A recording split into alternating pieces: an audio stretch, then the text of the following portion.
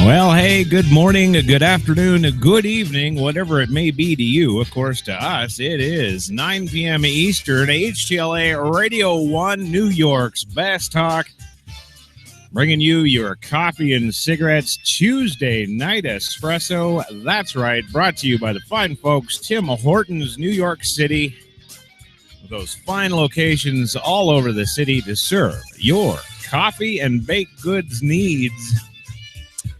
Yes, sirree. That's right. What a show we got for you today. Yeah, I got a show rolling down here. And all you Google Plusers, hey, get ready. You're getting a live feed from Times Square tonight. Yes, you are. And there it is. Wow. That's looking great. That's outside HTLA Studio 2 in downtown Manhattan right now. I love this city. I do. Anyway, gang, it is your Super Tuesday. We've got your election results rolling in right now as we speak. We've got all kinds of news along the political lines. Don't you worry. And also, we've got many other stories tonight covering, well, many other things. Let's see. What else would there be besides the political thing? All right, well, never mind. We don't have anything but political news. It's all political news. Start to finish, top to bottom, first to last. Political news city. That's what we are tonight. So, hey, gang, it's time. It is time. Why don't you come on in and grab that cup, have a seat, light one up, ladies and gentlemen. It is your coffee time.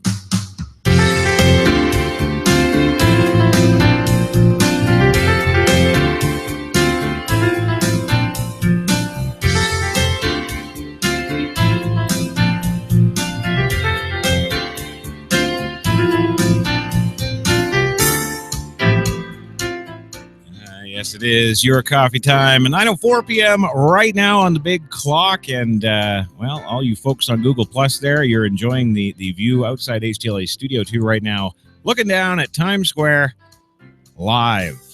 Yes, you are. That is the, what is that? That's that's the southeast camera right there. That's facing southeast over Times Square. We got another one that's facing northeast, which we'll switch to back and forth throughout the show, so you can feel free to enjoy that. And a big hello and how-to to all you other folks out there, iTunes, iHeart, Stitcher, Spreaker, wherever you happen to be. Nice to see you. Of course, all the folks in and around New York City as well. Nice to see you, too. Well, hey, in the booth with me tonight is the one, the only, Mr. Biff Henderson, formerly of CBS Late Night with David Letterman. Found himself out of work in the summertime, and we thought, hey, why not give him a go? That's right. So we give him a go. He's working out quite well. That's right. He's in the booth tonight pushing the buttons on that PreSonus 2442 digital broadcast mixer, finally furnished by the folks at PreSonus.com. And hey, if you're into audio, whether it's analog or digital, whether you are an amateur or a professional, get on over to PreSonus.com and check out their gear, gang. It is, after all, the best. You won't find it better anywhere else. Trust me. Also tonight, this show is, as aforementioned, brought to you by Tim Hortons, New York City, now with their fine locations all across the city to serve your coffee and baked goods needs. That's right, gang. And Tim Hortons always fresh. That's what they are. And speaking of the fresh, we're talking about Subway, New York, with over 150 locations across this city to serve your foot-long sub sandwich needs. Yeah. You see what I did there? Yes. Anyway, gang, also this show is brought to you in part by the fine folks at LixPro.com. Yes, a fine array of professional audio gear you'll find at LYXPRO.com. Get on over there. Tell Sam Crash sent you. Tell him. Just tell him he sent you, or I sent you, or they, who, me, them, you. Yeah. You know what I mean. You know what I mean. Yes. Yeah. Christ Jesus, the me guy. Yes. Yeah. Well, moving on tonight, it's time to introduce our guest / co-host that join us on the show, of course, every night. And, well, tonight, of course, is no exception because there's guest / co-hosts. Yes. Got to introduce them. And, well, our first one, as always, is coming to us, of course, live from the beautiful Mill Bay Film and Television Production Studios. Yes. Located right in downtown Mill Bay, British Columbia, Canada, is the one, the only 35-time Academy Award nominated director, never won. Yeah. Also, another 15 times Emmy Award nominations for his work with Stephen J. Cannell Productions in Los Angeles. Yes. Again, never won.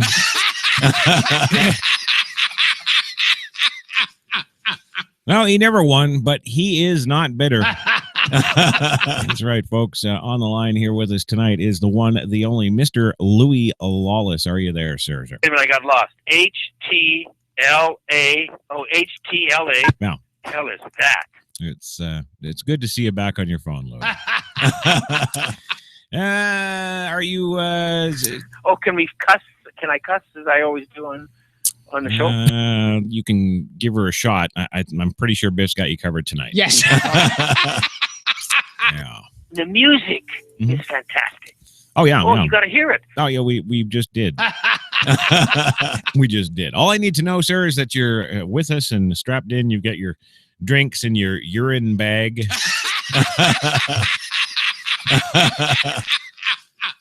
You're indeed ready to go tonight, sir.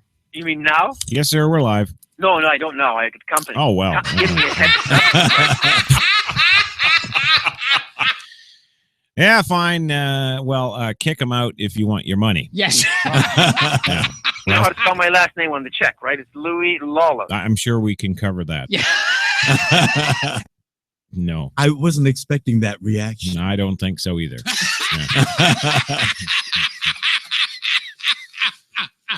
Anyway, Louis, welcome to the show, sir. It's always a joy and a pleasure to have you. That was a mistake on my part. Right.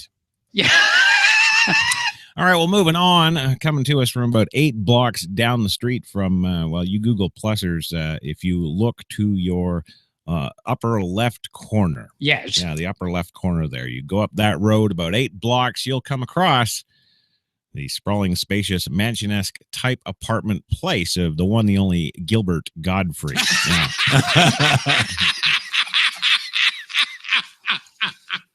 And Gilbert's there tonight. Yes. We've made it safely back from our International Space Station show last night. Yes.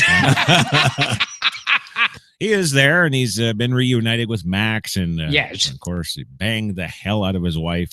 Yeah. So I'm sure she's slumped over in a corner somewhere, all cross-eyed. Yeah. Anyway, it's good that you're here tonight, yes, and that you indeed survived re-entry. Yes. You love to do that kind of stuff. You always did. Oh, I've got tons of re-entry jokes. Anyway, welcome to the show, Gilbert. Always good to have you, yes, sir. Yeah. Okay. No. All right. Yes. All right. And now moving on to our third and final guest / co-host for the show tonight. Of course, ladies and gentlemen, okay, Gilbert, we'll try and get you to intro him again. You do such a good job normally, you know.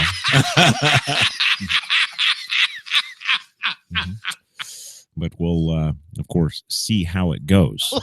Yeah. So anytime you're ready, sir.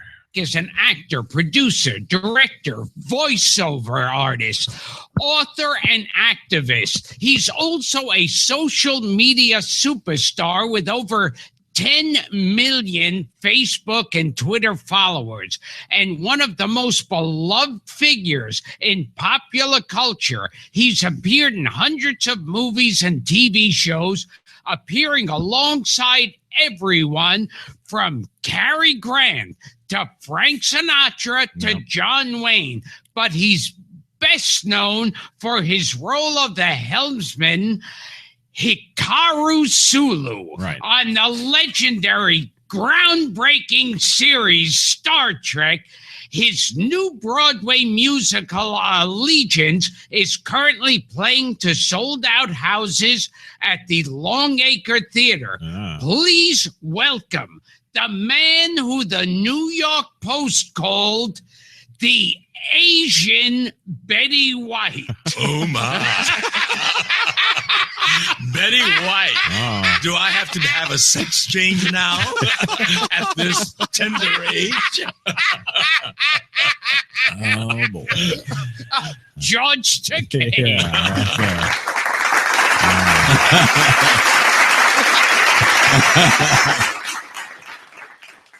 So it's going to be another night like that, is it? Yeah.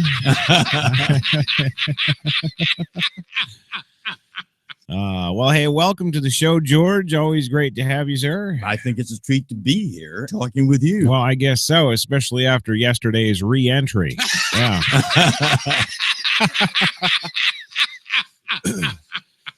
Well, and funny thing about that, when we re-entered the Earth's orbit, of course. Yes. Louis still had not picked up his sphincter by then. And the funny thing was that once we'd actually touched down, of course, at Edwards Air Force Base. Yes. We disembarked Discovery. Yes. And, well, I guess that's why maybe they call the ship Discovery, because Louis, of course, discovered that his anus had been returned to its upright. Yeah. You love to do that kind of stuff. You always did. No, I didn't do it, Louis. It was the re-entry. Yeah. So that was a good show last night. Yes. Except for those damn stowaways. Yeah. And of course, what I'm referring to is, Gene Costine, of course. Yes. One of the crew on STS-239. Yeah, he came up with us a special invite. Yes. Actually, it was a listener contest, and he was the only one who entered. Yes.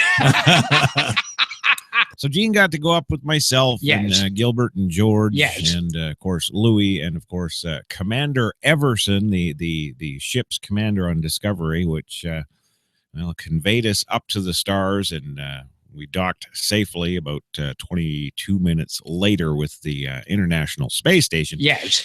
And we got the tour, and learning how to use the toothpaste and the water was fun. Yeah. I really enjoyed that. You love to do that kind of stuff. You always did. Yeah, well, it was better than you playing around with the water droplets with your forehead.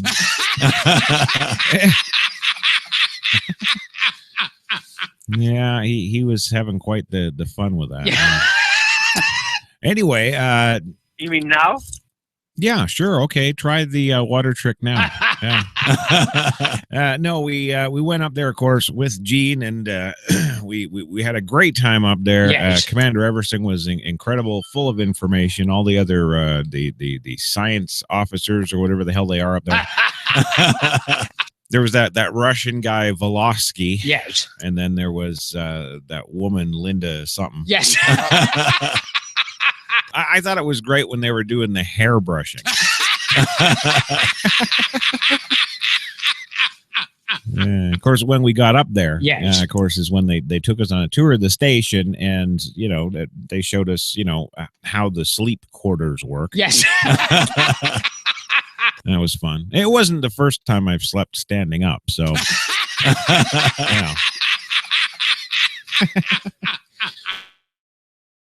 Well, and Gilbert was so small, they actually didn't even have to put him in one of the sleeping compartments, of course, because the sleeping compartments, they only have so many aboard the ship. Yes. But Captain or Commander, I should say, I keep getting that screwed up.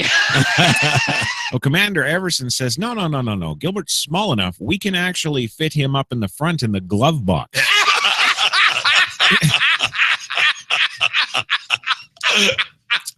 So Gilbert had a little nap in the glove compartment there. Yeah, it was good. It was good, but interesting experience, I got to say. Yes. It was definitely interesting. And something else that I noticed up there Yes. was that, yeah, I don't know about you guys, but I felt like I didn't weigh 230 pounds anymore. You know, I felt different somehow. You love to do that kind of stuff. You always did. Well, yeah, but usually it involved drugs. You know, of which I know you're well versed in, Louis. Yeah. But yeah, it was great, and of course they taught us how to brush our teeth in space. Yes. Which was kind of a new special kind of weird. Yes. And of course, using the toilet. That was. Yeah, Gilbert, did you bring back any waste bags for home?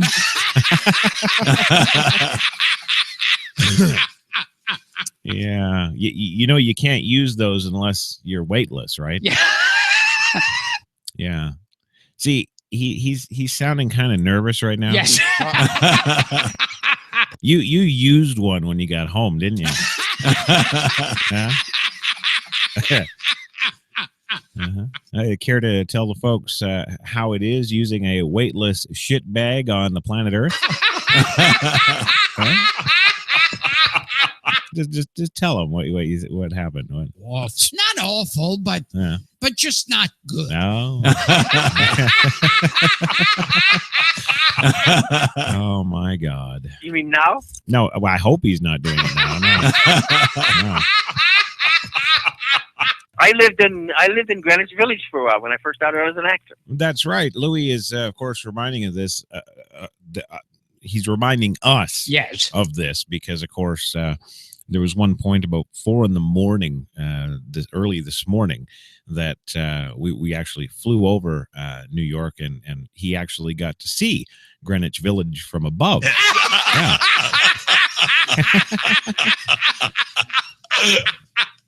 And what was it like being home again, Louis? You love to do that kind of stuff. You always did. Yeah, but was it like being? Never mind. The music is fantastic. Yeah. No, that was ours. Yeah.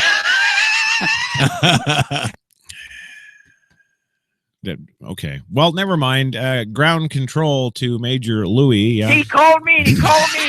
I kept calling it. I wouldn't answer the phone. Uh-huh. Well, Louis, it's not a phone, and you can't not answer it. You just get that, and you're on the line.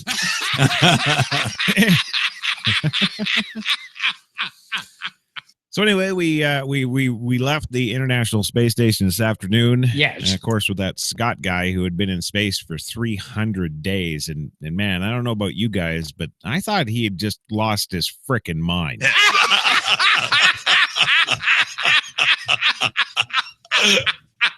No, it was it. He's just writing loony nuts. That guy. You know, I mean, granted, we were only up there for a day, but come on. Yeah. But apparently, the official word, of course, from NASA, Yes. is that they don't really care what his mental condition is. Yes. Of course, their only need of him now is, of course, to dissect him and study him for science.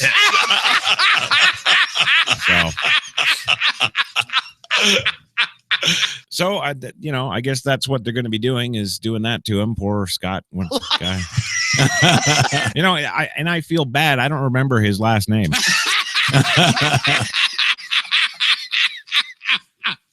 And the sad thing is, you think I would, because he's all over the news today. So yeah, we came back down on Discovery with him, of course, and too much. The folks at Edwards there were all cheering, and or at least I thought they were. I could be wrong. I could be wrong. Well, anyway, we got a heck of a show lined up for you tonight, folks. Yes. Absolutely. We've spared no expense. Yes. No.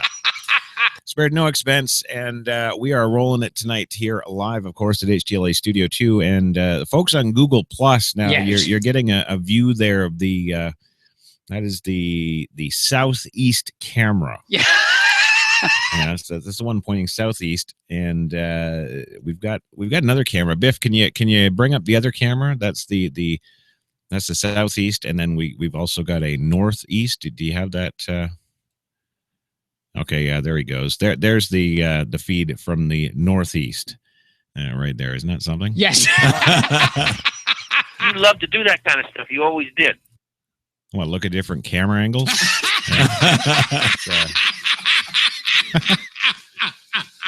It's a little something I like to do, you know. Yes.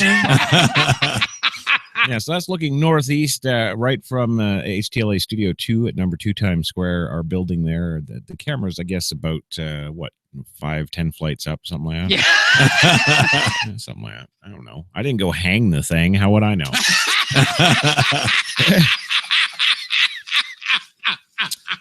Anyway, we've got all kinds of good stuff tonight. Want to do some shout-outs and mentions, of course, tonight to the one, the only Gene Costine, tuning in back home safely in Vermont or Virginia or somewhere. Yeah.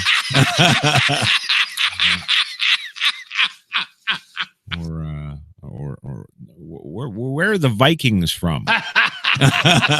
Is he a Viking? No, he had on an Irish sweatshirt yesterday.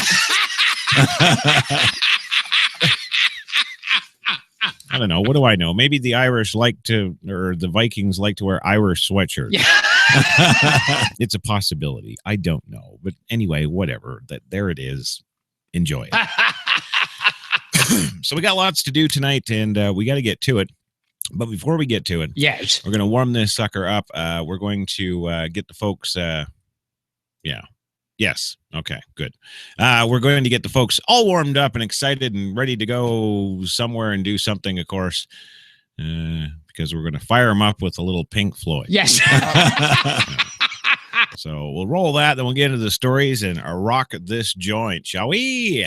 Mother, do you think they'll drop the bomb?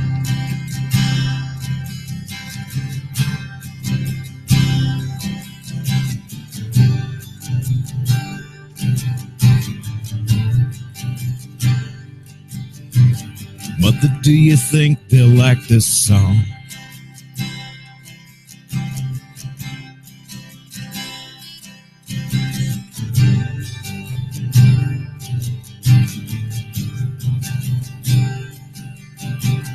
Mother, do you think they'll try to break my balls?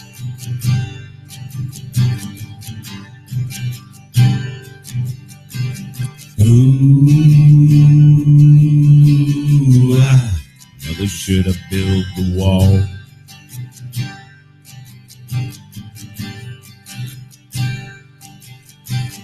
Mother, should I run for president?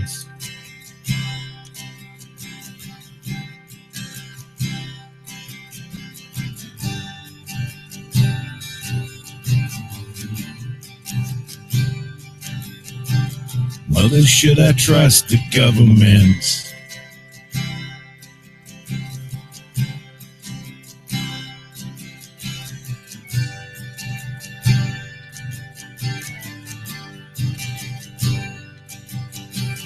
Mother, will they put me in the firing line?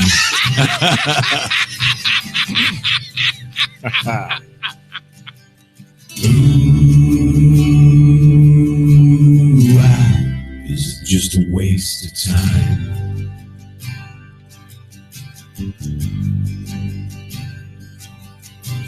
Hush now, baby, baby, don't you cry. Mama's gonna make all your nightmares come true. Mama's gonna put all of her fears into you.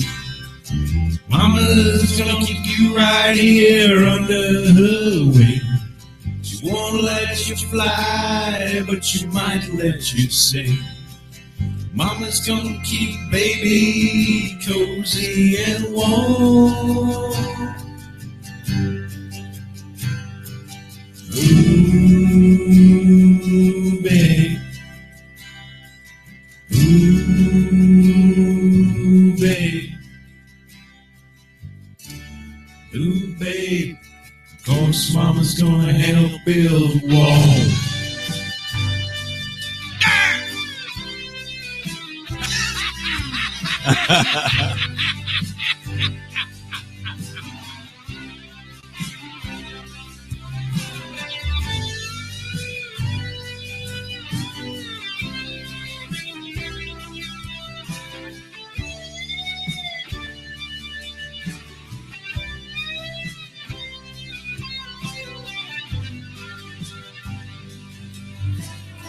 But do you think she's good enough?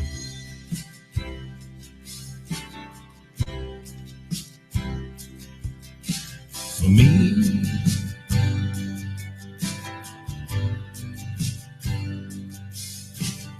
Mother, do you think she's dangerous?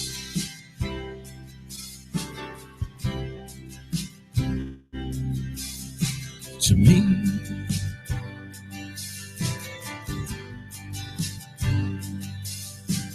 Mother, will she tear your little boy apart?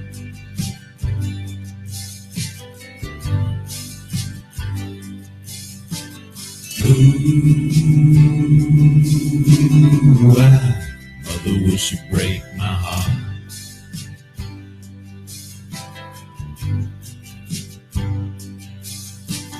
Hush now, baby, baby, don't you cry. Mama's gonna check out all your girlfriends for you. Mama won't let anyone dirty get through. Mama's gonna wait up until you get it. Mama will always find out where you've been. Mama's gonna keep baby healthy and clean. Ooh, babe. Ooh, babe. Ooh, babe. You'll always be baby to me.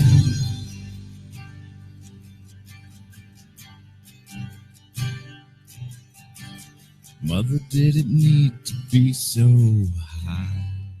Yeah.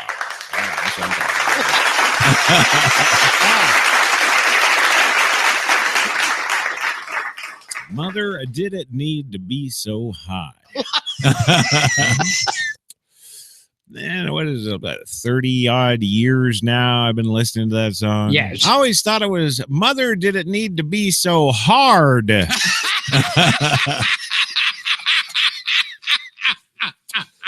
And of course, it wasn't until last week when Yes. he recorded the damn thing and the guy handed me the lyrics and I'm like, what?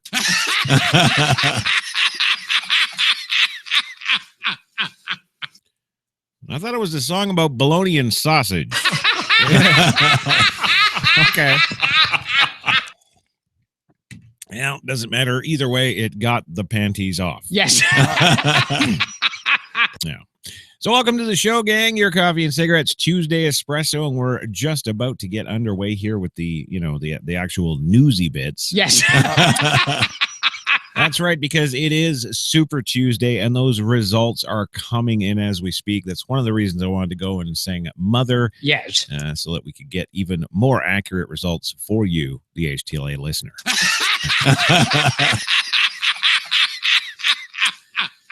Well, the big word tonight, Clinton and Trump rack up the early victories. Clinton has picked up the Democratic primary wins in Georgia, Virginia, Alabama, and Tennessee. Donald Trump, of course, Republican primary victories in Georgia, Alabama, Tennessee, and Massachusetts. This is from the Associated Press. Donald Trump tweets tonight, "Thank you, Georgia. Super Tuesday, Trump 2016. I'm your next president."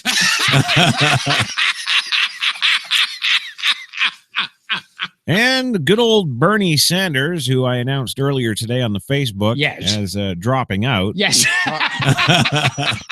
Well, he's dropping out because he's only projected to win the Democratic primary in Vermont. He was the first candidate to address supporters, telling Vermonters how much the home state victory means to him. And goodbye.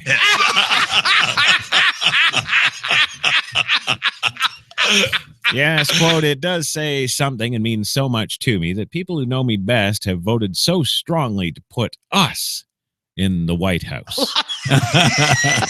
Oh, see how he's using those, what is it, the gender fluid pronouns?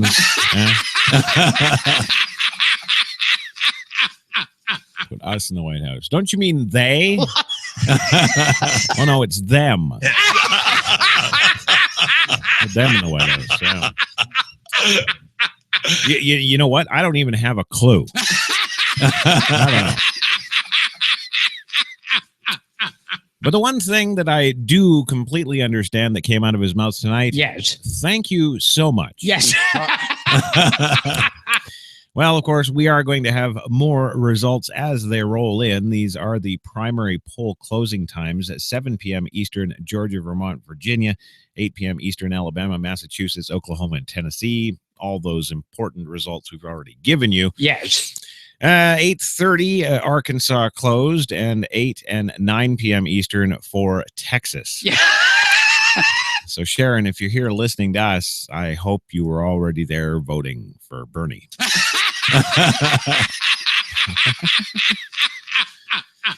Yes, those caucuses are underway tonight. The caucuses started at 7 p.m. Eastern in Alaska, 8 p.m. Eastern in Minnesota. They will start in Colorado at 9 p.m. Eastern. So there we go. They're just 33 minutes underway. Yes.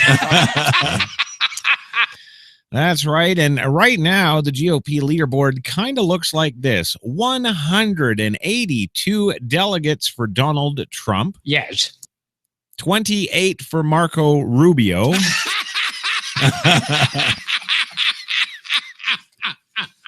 And, of course, 22 for Canadian Ted Cruz.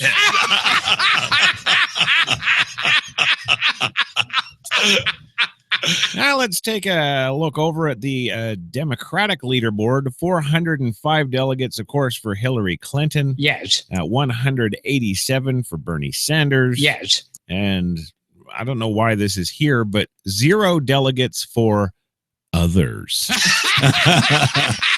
Yeah, I don't know.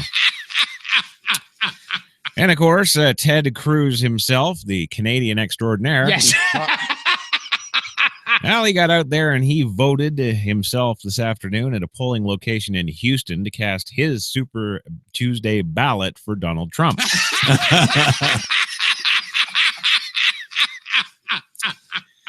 Cruz, his wife, and young daughters were met by a crowd of protesters. Yes. And Donald Trump, in other news related to the Trumpness. Ooh, there's a good song we got to do, Gilbert. Yes. You know that Down with the Sickness, the Disturbed, I think, does it? Yes. We got to do a cover of that, but change it. Yes. It's got to be Down with the Trumpness.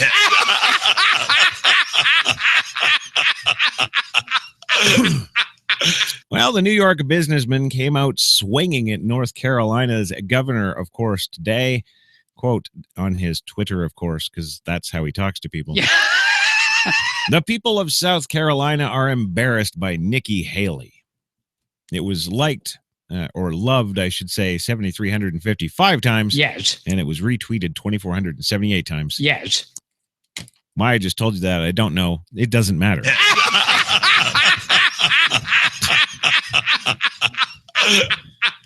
Well, Haley, who during an event with Marco Rubio on Monday said Trump should release his tax returns, had a very Southern retort for him today. Real Donald Trump, bless your heart. Yeah. Some other idiot who's got a verified account on Twitter, but who I don't know from a hole in the ground. He said something else, but I'm not going to tell you what that is because it doesn't matter.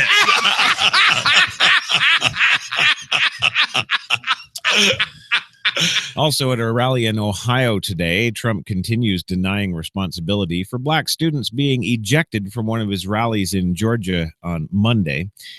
He actually called HTLA, one of our correspondents also the Des Moines Register, Jennifer Jacobs, horrible for writing about it in her news organization, A Failed Paper in Iowa.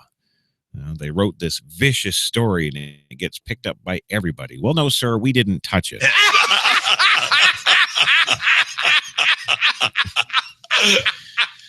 And this is a newspaper that's an enemy of ours, he said, with a writer who is horrible, and they pick it up all over the place, Trump exclaimed. Still, the police chief in Georgia confirmed today that his aides had asked the students to leave the rally before Trump spoke. So there you go. It's all on the police, not Donald. Well, Ted Cruz wins one court case. An Illinois judge today dismissed a challenge to the Texas senator's eligibility for the ballot. Well, you know, you can all vote for me in 2020.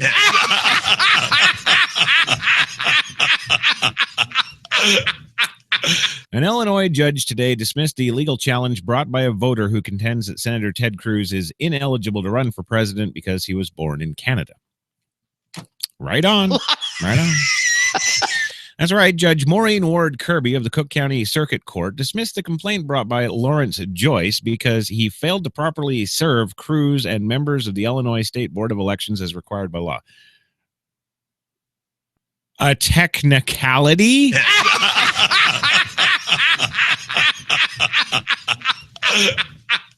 Really? Really? Okay. All right. All right. Yeah, that's one way around it there, Justice Kirby. Yeah. Well, don't worry, gang. It's not the last you're going to see of Ted Cruz and his Canadian citizenship, because the exact same lawsuits have also been filed in Texas, New York, Alabama, and Utah. That's one down with 4 to go, and they're not all the same plaintiff. There are a number of people that have a problem with this, including one of the Supreme Court justices. Yeah. Well, you keep trying, but me and Ted Cruz, we're going to be your president and vice president for 2020.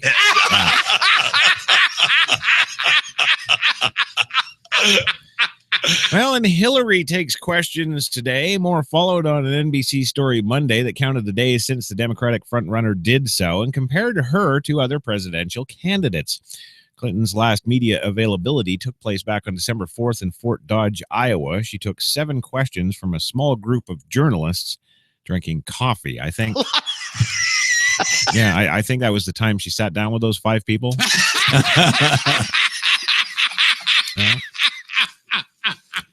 Well, in the 3 months since, Clinton has held hundreds of events across more than 20 states, and she did not formally answer questions from her traveling press corps once during that time. Bernie Sanders, Donald Trump, Marco Rubio, Ted Cruz, and John Kasich have all held press conferences in the last week.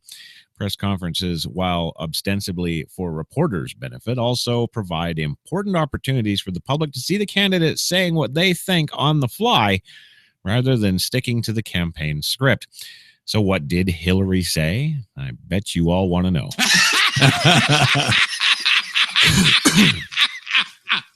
Well, Sumatra. All right, no, she didn't say Sumatra. No. Clinton said that Trump is doing very well, but someone else could still snatch the Republican nomination if they only had 1,200 electoral votes.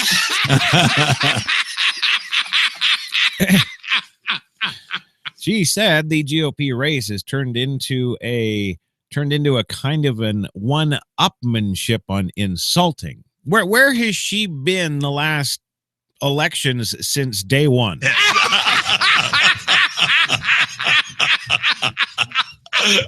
Well, no, I'd kind of like to know because, hello, it's nothing new. Yes, well, that's inappropriate for a presidential campaign, she said, and she declined to talk about whether Bernie Sanders will be able to continue to compete with her for the Democratic nomination, given his widely expected losses today. And, well, there was that. Well, Bernie votes for himself after apparently a lot of thinking about it.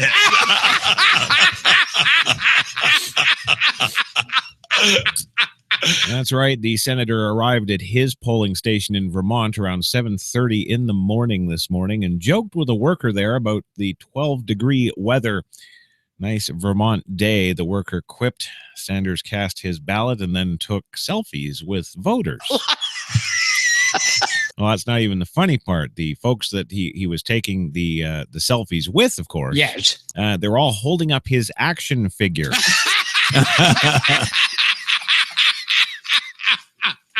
Yeah. Quote, I will tell you after a lot of thought, I voted for me for president. Yes. He told one man, according to a Pool report. As he prepared to leave, reporters asked how he was feeling. He says, well, we're feeling great, he replied. Who the Christ is we?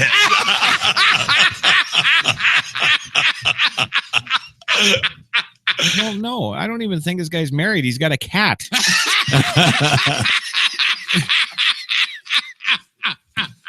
I didn't see the cat out in 12-degree weather. Yes. Yeah. Well, and how about that John Kasich that nobody's talked about in months, and truly nobody cares?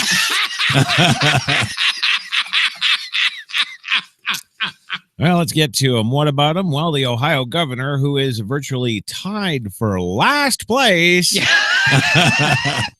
in the Republican field, of course, attempts to taunt Trump with a poll in the one state where he leads, Canada.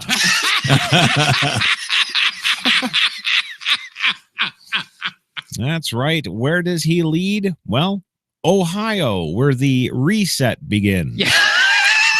That's right. John Kasich, 55% to Donald Trump's 38%. Yes. Okay, well, good job, John. Glad you're tweeting that.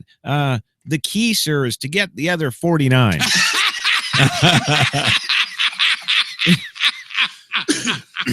Yes, well, he tweets to Mr. Trump, 17 points, Mr. Trump. Yes. 17 points. Yes. To which I'd respond, rest of the world, doofy.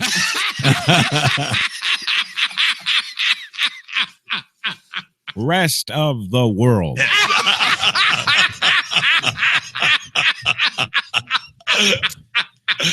And how about that effing liar, Ben Carson?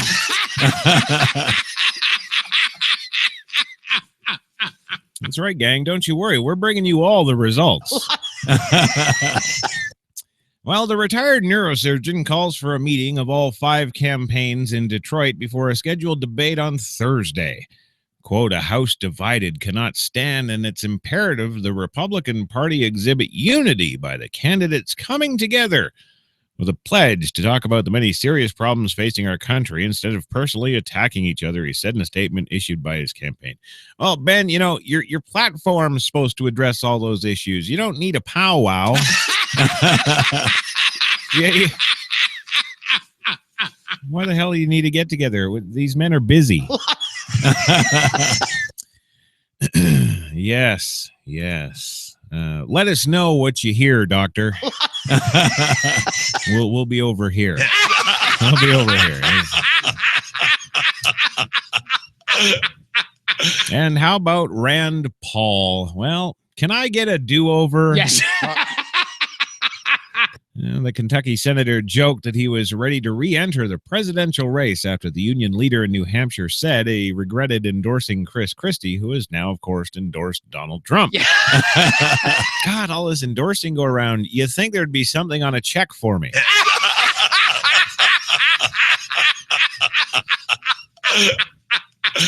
Now, Rand Paul tweeted today, if they endorse me and declare a do-over in New Hampshire, I will unsuspend. Happy Super Tuesday. Unsuspend. Yes. I don't even know what the hell he's talking about, and I don't care because it doesn't matter.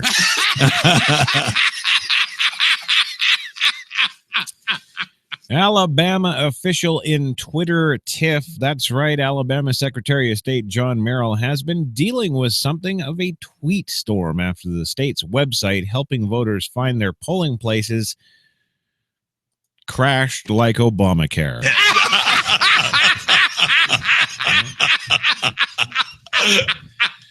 Yes, it did. It crashed like Obamacare, hard, fast, and often.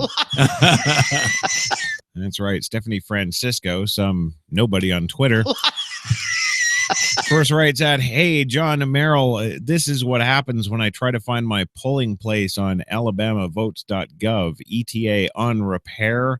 Another writes, "Hey, John Hamill, this is what happens when I try to find..." Oh, okay. No, he retweeted. Well, John Merrill says, "Hey, apparently you and several thousand other people wanted to vote for me today." Try and find their polling locations. That's great, sir. That's not very helpful.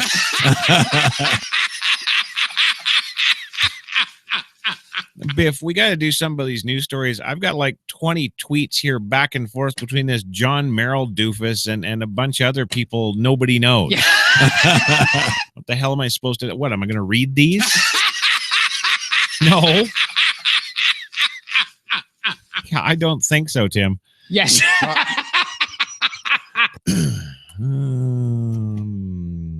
Oh, yes. And I guess I'd better tell you all about this because this is so damned important, too. That's right. Oh, and emojis. Yes. That's right. Believe it or not, Twitter has created custom emojis that pop up when users use the Super Tuesday hashtag. So what are you all waiting for? Yes. Quit sitting here listening to me. Let's all get over to Twitter and tweet Super Tuesday and see what happens.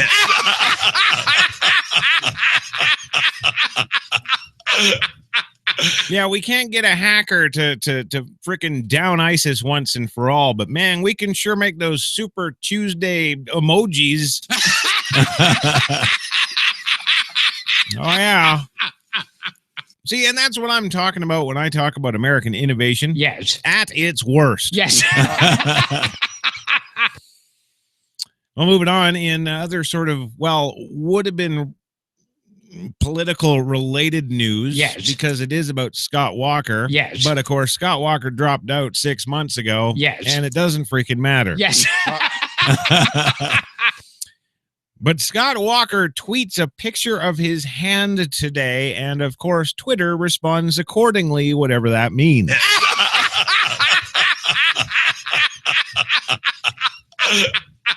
And what does that mean? Well, the Wisconsin governor, of course, the one, the only...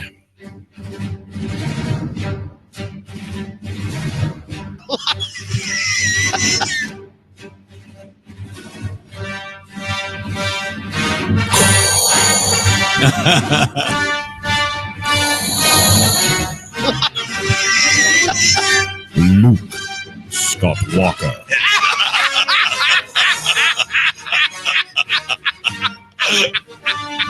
It's been so long since I was able to do that.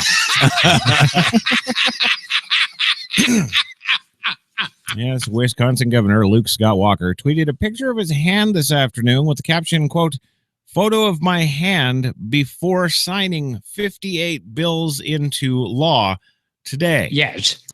Well, okay, sir. That's great. Just please don't do that tonight when you're sitting down to your favorite porno film.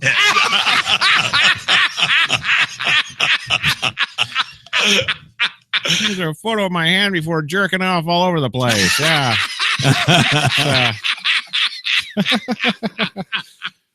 It'd be like a before and an after. Yes. Yeah. It's all gooey and glistening, you know. Good old George Takei, he'd be over there giving it a virtual lick. Oh, no. Oh. You love to do that kind of stuff. You always did. Shut up. Well, not surprisingly, Twitter had a field day with the former Republican presidential candidate. While there were plenty of not safe for work responses, kind of like what we just demonstrated for you here, Yes. most took a slightly more measured approach, like Glenn Woods in The Bold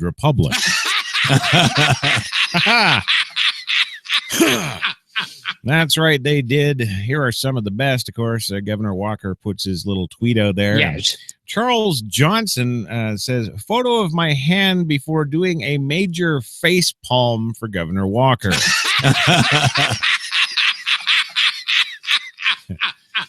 Evan Dyson writes, photo of my hand deleting the internet after seeing Governor Walker's hand tweet. Yes. Reynolds Brodenhammer, Governor Walker, you should consider medical attention. Possible bite mark of a large arachnid on the uppermost knuckle of your pointer finger.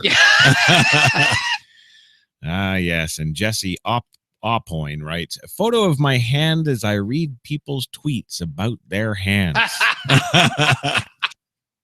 Here's a photo of my ass that you can kiss because that's stupid.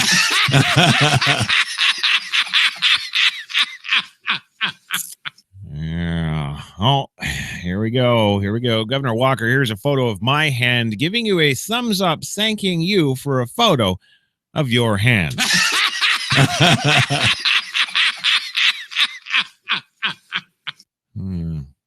Oh, yes. And it seems that Walker had a punchline teed up all along.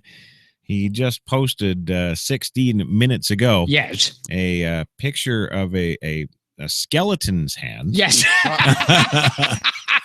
He says, this is what my hand feels like after signing 58 bills into law today. Wow. There you go. If it actually indeed does look like that, Yes. we're not going to want to see the masturbation pictures later. No.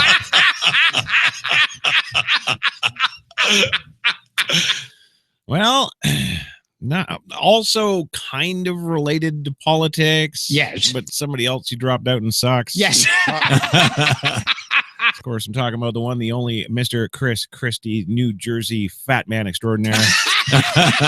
Yeah. Yeah, there he is. Well, 6 New Jersey newspapers today call on Christie to resign. It's like they all were talking to each other. Well, corrections and clarifications. Of course, this has been updated with a number of newspapers joining the editorial. The 6 New Jersey newspapers issued a joint editorial Tuesday calling Governor Chris Christie to resign in the wake of his failed presidential campaign and his subsequent endorsement of Donald Trump. Why? Yes. He's the same fat do-nothing they elected. Why wouldn't you keep him in there? You know? Louis, what are your thoughts on Christie? Use power. That's why power is corrupt, and it is. We see it every day. We see it in every job. It's the same thing. Yeah. Okay. Yeah. All right. Well, the 6 newspapers, including the Ashbury Park Press, the Cherry Hill Courier Post, and the Morristown Daily Record, all Gannett-owned newspapers, are part of the USA Today network, and were apparently spurred to editorial outrage by a Monday press conference in which Christie refused to answer questions about anything other than his nomination of a state Supreme Court judge. Asked why, Christie replied, because I don't want to. Yes. Well, we're fed up with Governor Chris Christie's arrogance, the papers wrote. We're fed up with his opportunism. We're fed up with his hypocrisy. And indeed, we're fed up with him filling up an entire frame of every picture taken. Yeah. And the joint editorial notes that Christie spent part of 261 days out of the state last year and traveled out of state to endorse Trump and campaign with him after he quit the race February 10th. For the good of the state, it's time for Christie to do his long-neglected constituents a favor and resign as governor.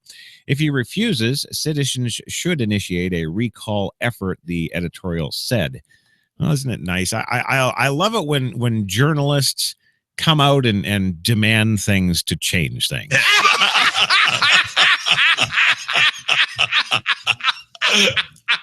You know, I have not been around too many universities in this country, but don't they actually teach journalism anymore? You know, that whole getting the facts and writing the story thing.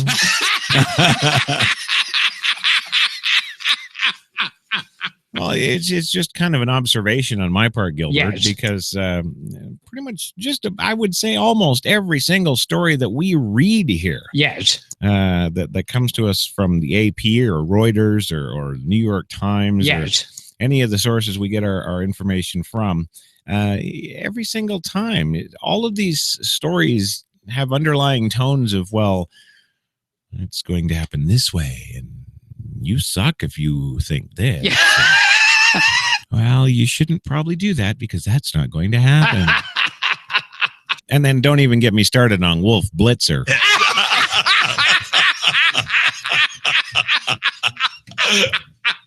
Welcome to CNN. I'm Wolf Blitzer. Let's speculate for 18 hours.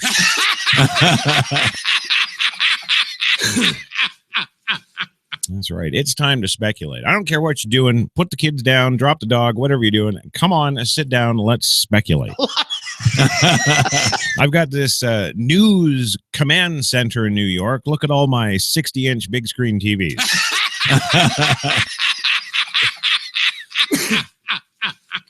That's right, folks. With this many 60-inch big screen TVs,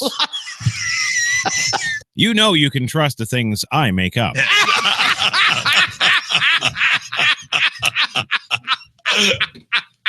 Either that or I work at a Best Buy.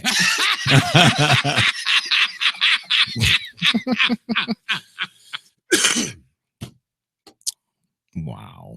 What do you know? What do you know? Well, moving along tonight, this just in. It just literally off the press right now.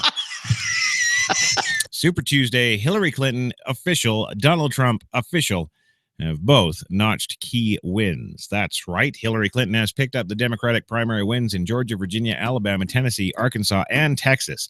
She addressed supporters at a rally in Florida and pledged to, quote, work for every vote. I don't think she knows what work is.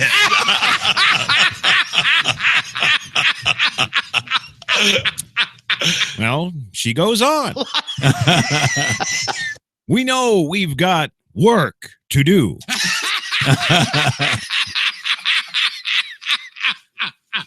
But that work,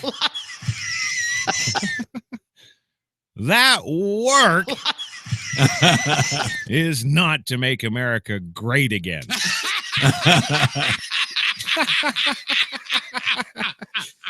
Oh, whoever wrote that one for you, hon, you better fire them. Yes, we're not going to make America great again. Vote for me.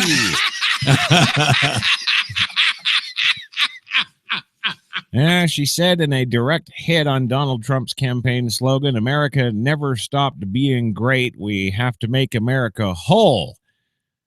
Or stop it from falling into that hole.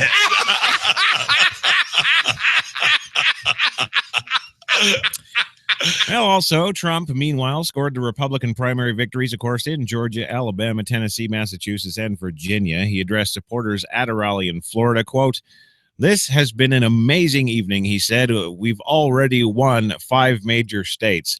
He said that he had watched Clinton's speech and asserted that she didn't really deserve another 4 years in Washington cleaning.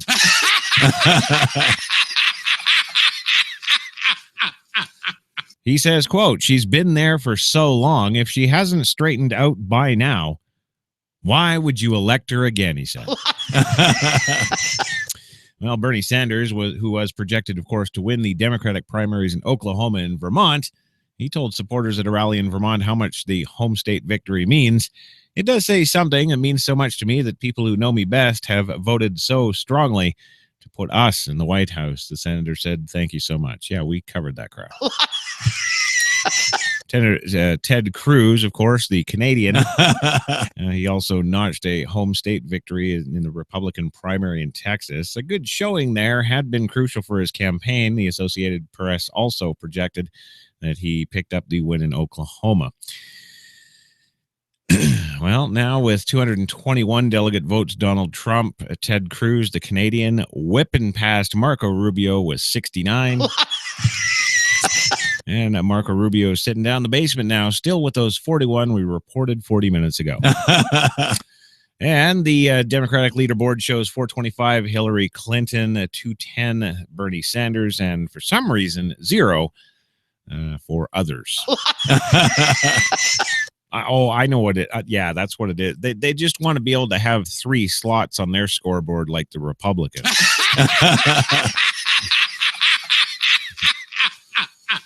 Yeah, that must be. Yeah, I'm going to go with that. That must be it. Yeah.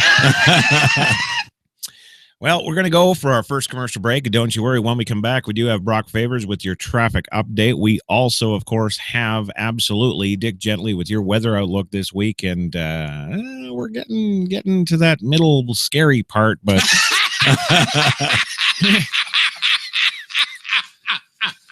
don't you worry. I'm pretty sure it's all going to clear up and be looking good for the weekend. Yeah. That's right. We all got all that. We got Lyrical Playhouse tonight. Yes. One you don't want to miss. Yeah, you do. Yes. Truly, all that, so much more. Don't go anywhere. We will, of course, be back in 2.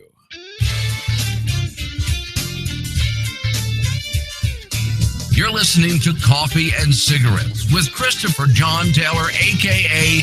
Crash. Only Crash. Jesus. Crash Jesus? Crash Jesus. Only on HTLA Radio 1, New York.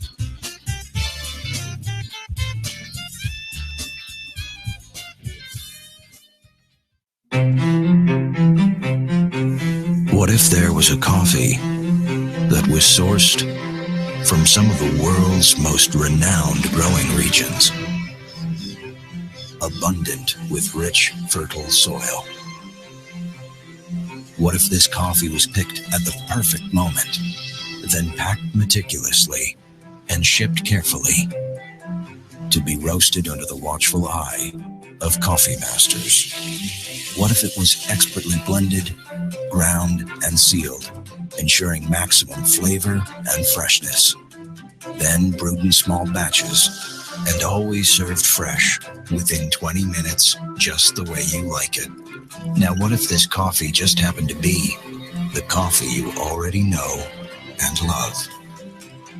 Tim Hortons, always fresh, always great tasting coffee. Automatic freshness, softness, and static control has never been easier with the Bounce Dryer Bar.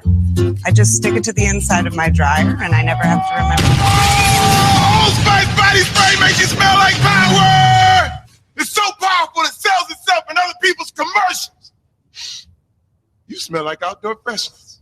You smell like power. Yeah, I do.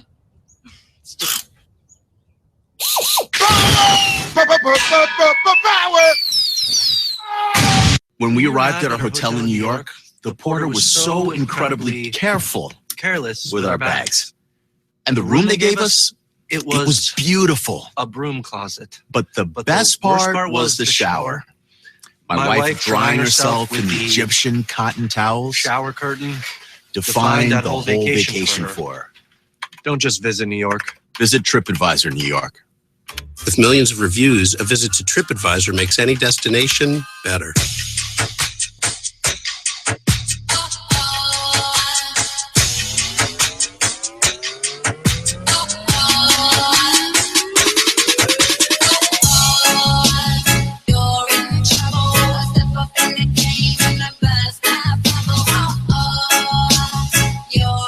Down your glasses. White Rum has a new captain. Introducing the all-new Captain Morgan White Rum. 5 times distilled for a smoother taste. I love the new turkey and bacon guacamole on Italian bread. Sure thing. Oven roasted turkey. Oh, so crispy bacon. Perfect with guacamole made from hot avocados with the hint of jalapeno. Truly is heaven on Italian bread. So you've had it before? Yeah. A couple of times. I love what he's having. Fall in love with the big-time flavor of the new Subway Turkey and Bacon Guacamole. All your favorites in one amazing sandwich. Subway, eat fresh. A recent study shows that blind people are having a hard time hearing the all-new electric cars like the Nissan Leaf and the Chevy Volt. As a result, the blind run the risk of being run over while attempting to cross the street. That's horrible. Yes, it is. And you don't want to kill blind people, do you? No, I bought my car to help save the planet. But now you're killing blind people. Well, not yet, I haven't. I just wanted to save the squirrel. Well, given a choice, what would you rather run over? A blind person or a squirrel? Well, a squirrel, I suppose. Well, then forget that electric car. Go buy a big, noisy, gas-guzzling SUV so those blind people can hear you coming. Screw the squirrels. I'm going out to buy one right now. This message brought to you by SUVs to Save the Blind.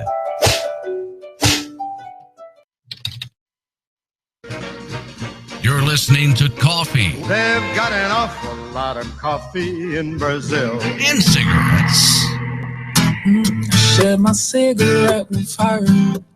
Yeah, I fucked her every Wednesday evening. With Christopher John Taylor, a.k.a. Crash Jesus. Only on HTLA Radio 1, New York. Way down among Brazilians, coffee beans grow by the billions, so they've got to find those extra cups to fill. They've got an awful lot of coffee in Brazil. So I could see you feel very uncomfortable, Todd.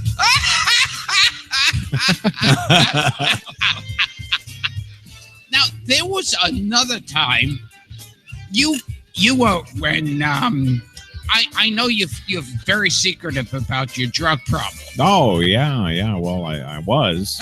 Yeah. Yeah.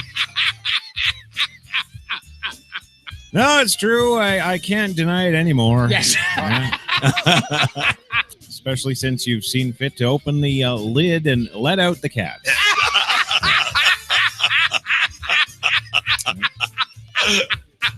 Oh, my. That's the famous story about Jerry Lee Lewis. You heard that story, haven't you? Yeah, you're going to tell us. Behind his Yes. desk at Paramount, talking with big executives and TV people, and all of a sudden the chick pops up underneath, wipes off her mouth, and walks out the door, and Jerry doesn't have an eye. Oh, yes, and I'm reminded of that time when I caught you doing the same thing. Yeah. Oh. You love to do that kind of stuff. You always did. Yes, and then the blackmail afterwards was also nice. Yes. Yeah. So, George, what is new with you? Oh, here's a good question for you, George. Did you get the invitations out like I asked? We sent out invitations to everyone. Okay. All right. And how's your voice tonight? Oh, my goodness. All this laughing started to make my voice crack again. Yeah, you better stick something in it. Yeah.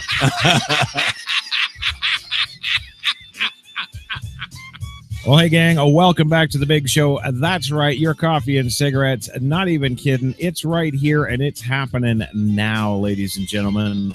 Live from Times Square at number 2 to be exact. Your coffee and cigarettes coming from HTLA Studio 2 in downtown Manhattan right frickin' now. Put on a hat and call yourself Bernie Sanders.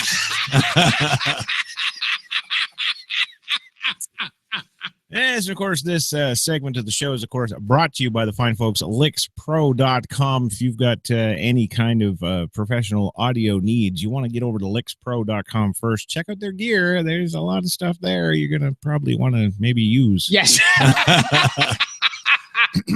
Yes. Now, moving on this evening, welcoming you all back from a lovely break in which I got not only coffee, but a quick blowjob. Oh, Gilbert is 10-10. Yes. Yeah, make a wish. Yeah. I don't know what the hell that is. I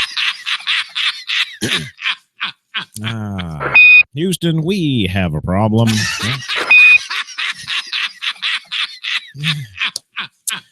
Anyway, gang, welcome back to the show. Of course, your Tuesday Espresso coming at you, and this is the it is the 1st of March. Yes. Yeah, and only another let's see now, April, May, June, May. Yeah. Okay, so about 67 days away from no snow. Yeah. And that's good, isn't it? You love to do that kind of stuff. You always did. Yeah, this coming from a man who has cherry blossoms on every tree around him, what, January 17th? Yeah. You mean now? No, back in January you had flowers. Yes. When is the island's annual flower count? What is it? I think it's January 17th. Yes. And this is where all the communities on Vancouver Island, of Yes. course, they all get together and count flowers. And I'm pretty sure the whole thing is kind of stupid and pointless, because I guarantee you people are double, triple, quadruple counting the same flowers. But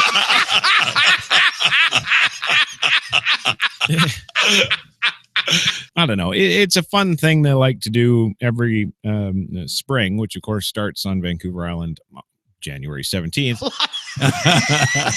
And well, they don't get snow though, you see. Yes. They get rain. Yes. So that's what they get, and that's all that's it. Yeah. Well, except for 1996, then it was 6 feet of snow. Yeah.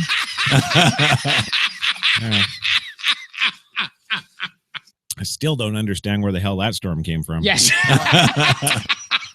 But anyway, these kind of things happen, with global warming and whatnot. So. Anyway, welcome back to the big show, and we got some show stuff for you tonight, of course. I want to welcome also HTLA's first lady, the one, the only, Devlon Crawford. Yeah. She's complaining like you wouldn't believe tonight. What is all this Google Plus stuff? This is bullshit. Where's my show?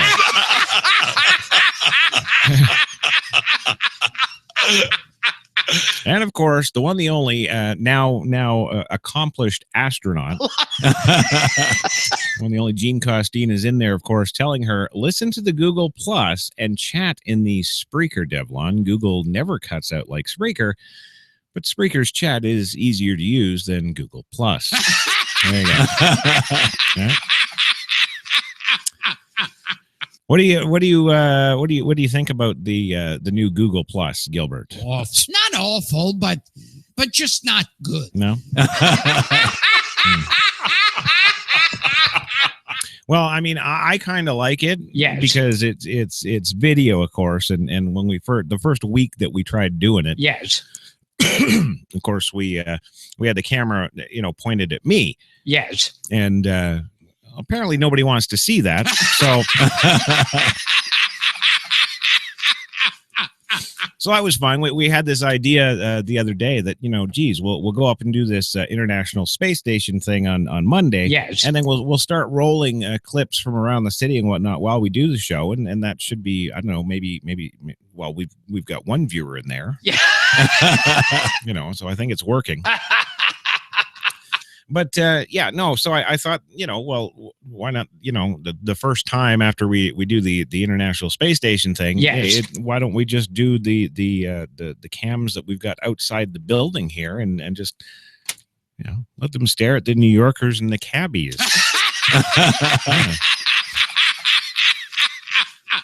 Well, and the beauty about it is on the Google Plus there, of course, yes, not the northeast camera, but not the southeast camera. Yes. But the northeast camera, which is the one that's on right now. Yes. Of course, you get the Reuters headlines there on the right side of the screen, right in the middle there. Yes. Of course, you get all the news headlines right there. So if I miss anything, you'll catch it there. Hillary Clinton just, I don't know, said something. Yes. Whatever. But that's why the Google stuff, Devlon, it's just HTLA Radio 1 New York offering you yet one more dimension to already excellence. Yeah. You love to do that kind of stuff. You always did. Well, true, sir, but it's not me. Yeah. Anyway, there it is. It's down there. Go take a look at it. If you don't want to look at it, fine. Stay on. Yes. Yeah.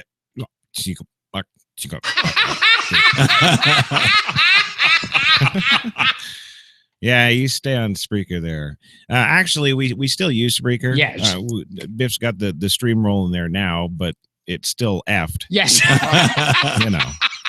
it still doesn't work right. But we roll the stream there. Tell everybody to go to Google. Yeah. So it works out from a marketing standpoint, I guess. But then after the show, of course, we upload, a good copy from our recorder here. Yes. And we make sure that Spreaker's got a good copy, not that crap they put out.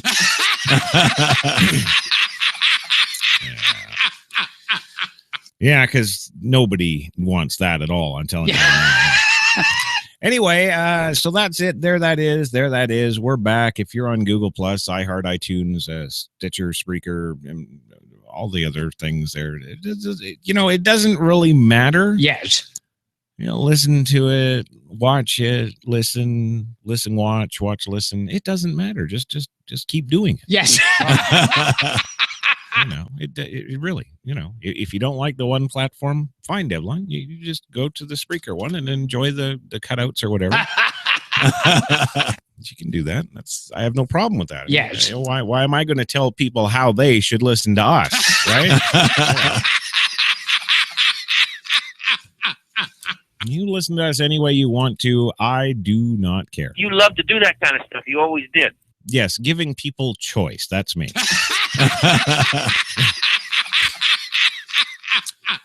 Well, anyway, gang, moving along tonight, it is that time. We got to get over to HTLA's traffic update with the one, the only, Brock Favors? Yes.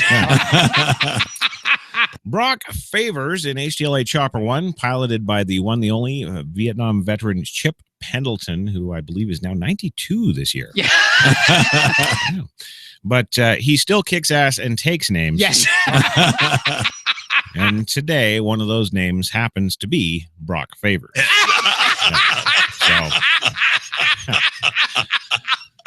Let's roll it, Biffy. Live from HTLA, New York, your traffic update with Brock Favors.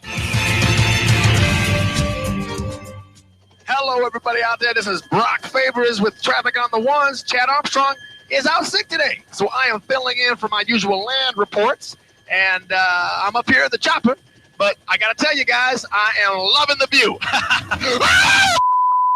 Oh, my God! Oh! No, stop! Oh! Whew. All right. Well,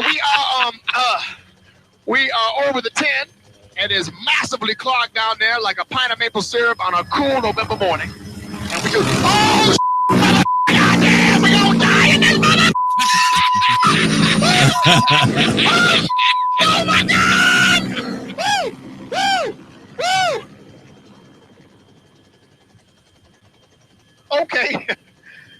Okay, I am very sorry, folks.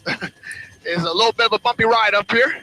We are now approaching the 405, where the left lane is blocked by a mattress.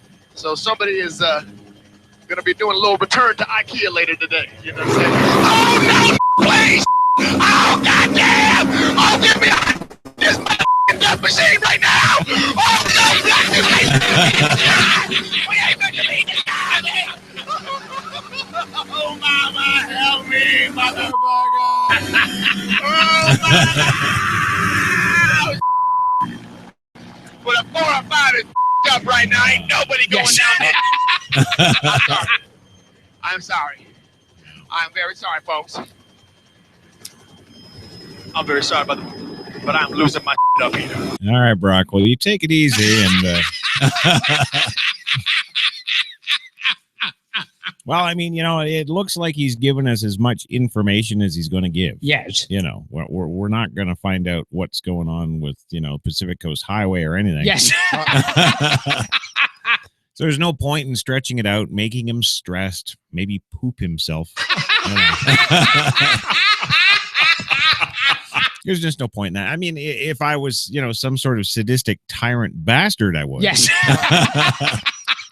But, apart from what everybody thinks, Black lives do matter to me.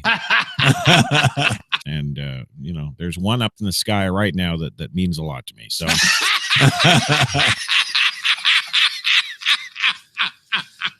yeah, well,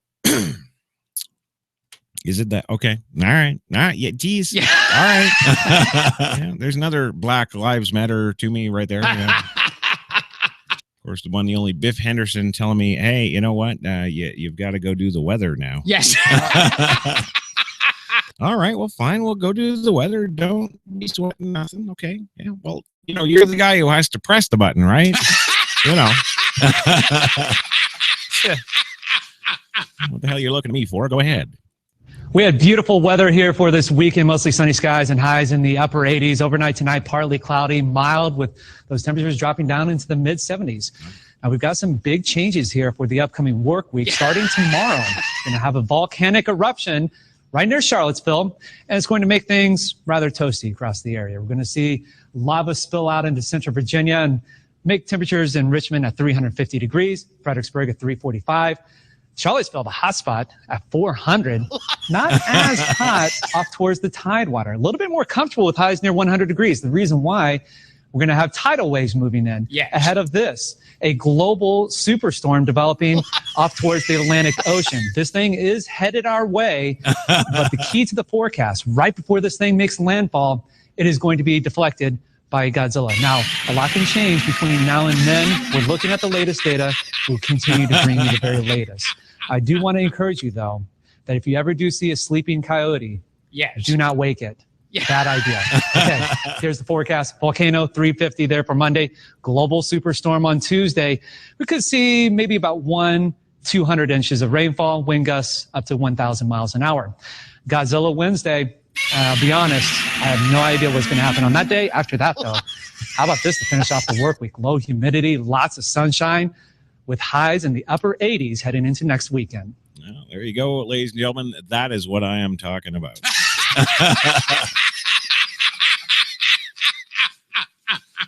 I mean, who the heck wouldn't want highs going up into the 80s this weekend? No, I absolutely do. Yes, I do.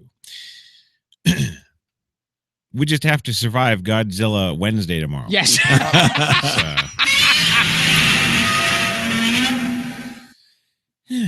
All right. Well, that goes there. Thanks, Dick. That was. Well, no. The thing you have to understand is although we get these reports from these guys every night, I for one really sincerely appreciate all of their hard work and what they put into their reports when they bring them to us. And while, yes, I kind of feel a little bad last night when we were on the International Space Station, I just skipped over the whole lot of them.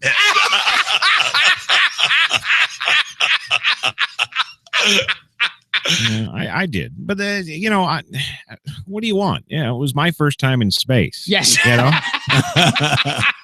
It's about, it was all about us yesterday.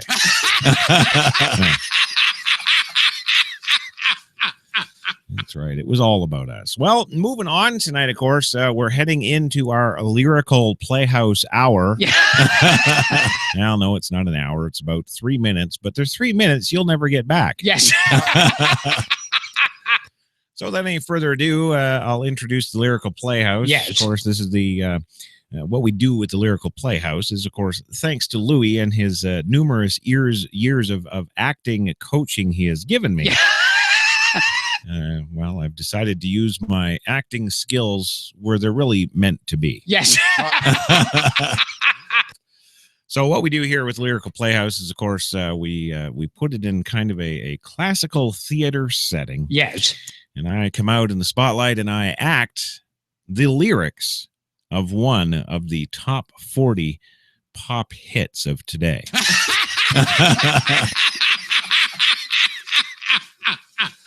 Yeah, I do. That's what I do. I'm a professional. That is what I do. Yeah. Of course, tonight's number one hit isn't actually a number one hit yet. It is, I believe, number 7 this week. Yes. By some artist named Shawn Mendes. I don't know.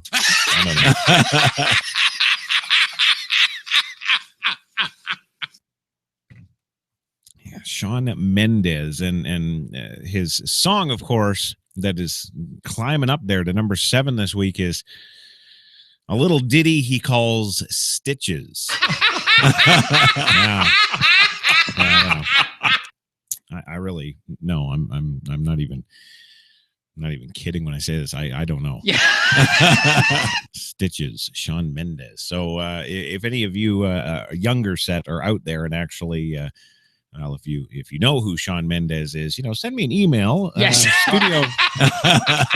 Let me know who he is because I don't have a clue. But anyway, Biff, I guess before we get too much into it here, I'm going to act Sean's song. So let's get rolling.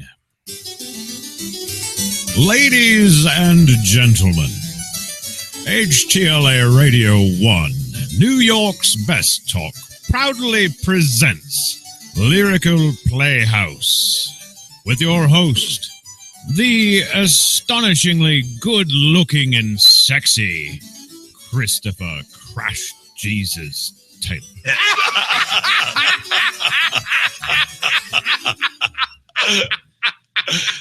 Oh, thanks, guys. Now I don't really feel like I can do this. Yes. All right. Let's go to HTLA's Shia LaBeouf, get him to motivate me a little bit. Do it! Okay. Just do it! Don't let your dreams be dreams. Yesterday, you said tomorrow. So just do it! All right. Make your dreams come true! Well, I would Just do it! Some people dream of success while you're going to wake up and work hard at it. Nothing is impossible. Yeah. You should get to the point where anyone else would quit, and you're not going to stop there. No way. No, what are you waiting for? Do it! Okay. All right. I'm feeling. Just do it! Yes, you can. All right. Just do it! Okay. All right. Thanks, Shia. I'm going to just do it. That's what I'm going to do. You're tired of starting over. Yeah. Stop giving up. Okay. All right. Now, Shia LaBeouf, of course, motivating me to actually commit to Lyrical Playhouse. Biff, I believe I am ready.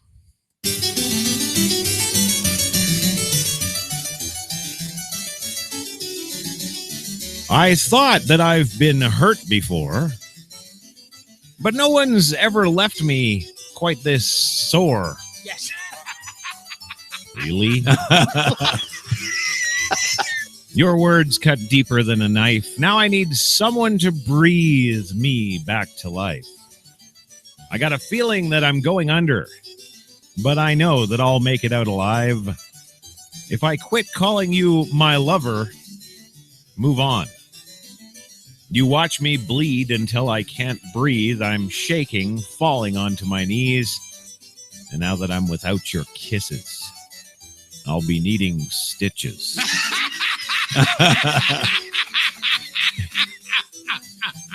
I'm tripping over myself. I'm aching, begging you to come help. And now that I'm without your kisses, I will indeed be needing stitches.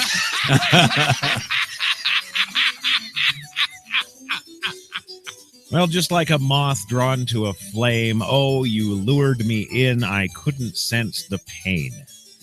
Your bitter heart cold to the touch, now I'm gonna reap what I sow. I'm left seeing red on my own. I've got a feeling that I'm going under, but I know that I'll make it out alive. If I quit calling you my lover, move on. You watch me bleed until I can't breathe. I'm shaking, falling onto my knees. And now that I'm without your kisses, I'll be needing mother effing stitches.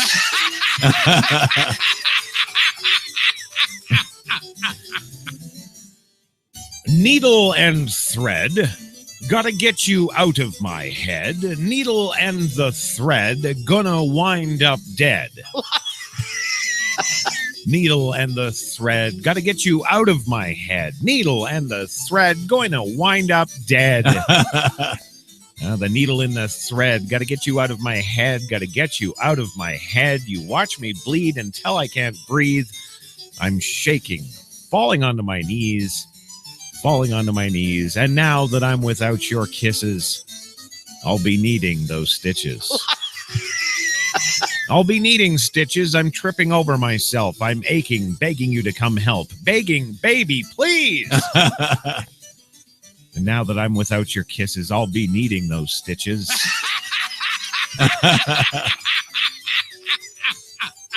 And now that I'm without your kisses, I'll be needing those stitches, if you please.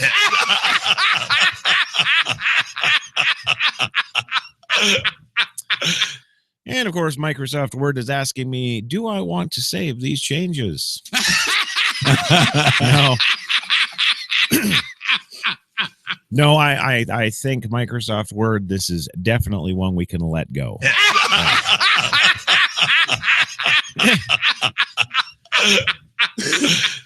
Yes, we'll let that go because, no. Yes. I'm not going to do it. So, Louis, now, I know what you did on Monday, of course. We shot you into space. But what did you do on the, what was it, the Saturday, Sunday? Yeah.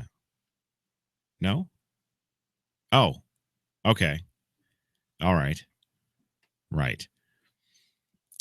Biff is just full of conversation tonight. Yes. Yeah, he for some reason he says don't ask him about that. Okay. Okay. Well, what else is new, Louis? What's going on? Which woman are you married to or living with now? The same one? The mother of the daughter, or was it a boy? Well, you know, with all this gender fluidity, yes. I don't even know how to answer anymore. I don't know. Use power. That's why power is corrupt, and it is. We see it every day. No, we do, but I still don't know how to answer you. Yeah. Anything else new with you, Louis? No, I don't. Because I asked him. I said, "Well, fly out here and I'll film you." Oh, okay, yeah, no, he's talking about Commander Everson, yes, the Space Shuttle Discovery commander there, of course, that brought us down from the ISS today. I think Louis's got a thing for him. Yeah, no, I do. I think. Is that what I'm to understand, Louis? You mean now? Well, I assume if you had a thing for him yesterday, it might still be there today. Yes. No? Okay. All right. Well, how about 2 weeks ago, Louis? What did you do on the weekend? I nearly got kicked out of a theater. I can't remember what I saw about 2 weeks ago because I was booing and screaming. Oh, well, it's kind of like what he was doing when we were launching yesterday morning.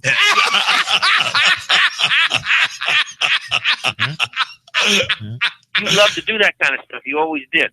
Well, yeah, I was screaming too. Yeah. Well, anyway, enough of this chit chat. I think yes. We need to actually get on to the stories that matter to you.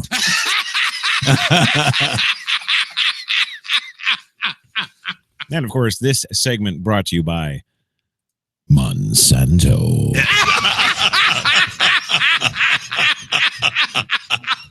Yeah. And what is going on? What is going on? Well, Clinton, of course, cruising to those wins in 4 southern states. Sanders, of course, capturing Vermont, but he's not long for the race. No, he's done. He's out. Yeah. Well, Democratic frontrunner Hillary Clinton campaigned on Super Tuesday with the political wind at her back, apparently grabbing 4 easy victories in Virginia, Georgia, Alabama, and Tennessee, and losing Vermont to her rival native son, Bernie Sanders. The races were called by the Associated Press and major networks shortly after the polls closed in those states. Sanders spoke to supporters early in the evening in Essex Junction, Vermont, evoking loud cheers with a familiar refrain, "Get out! Leave!"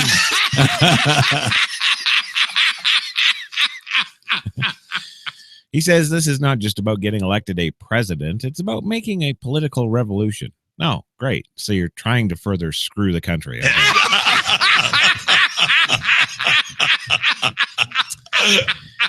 Well, he says that given Democratic primary rules, which provide for proportional allocation of delegates rather than winner take all, by the end of tonight, we're going to win many hundreds of delegates that sparked frenzied chants of Bernie, Bernie. Well, I'm looking at the numbers right now. I'm not seeing that. Okay. Was he drunk when they quoted this?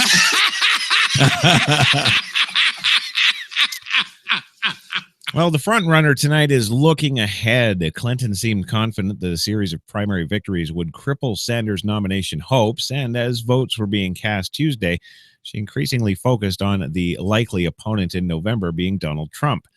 And good luck to you, woman. You'll need it.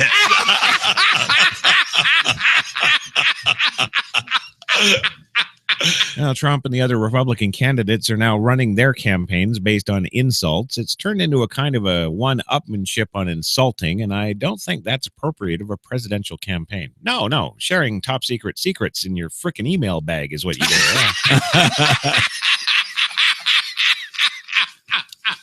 You know, if she made those kind of screw-ups just as a Secretary of State, yes, I can't wait to see the screw-ups as a president.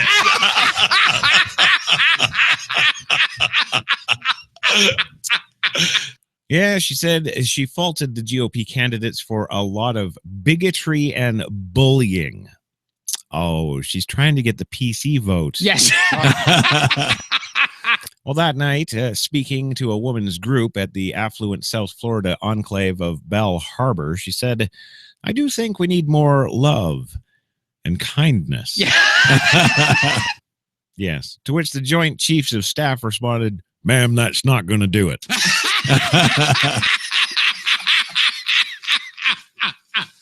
Well, her greatest challenge might not have even been to beat Sanders as much as to avoid alienating his many enthusiastic young beatnik supporters. Yes. To that end, here was Brian Fallon, Clinton's spokesman. Senator Senior Sanders. Yes. Can we just do me a favor and send Bernie to Mexico?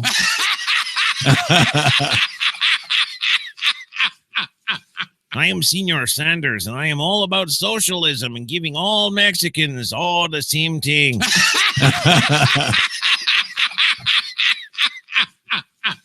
If you are a Mexican and you have nothing, yes,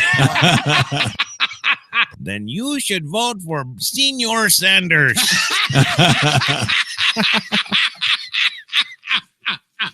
I will take everything that Mexico has, and I will split it evenly among all Mexicans. Yes.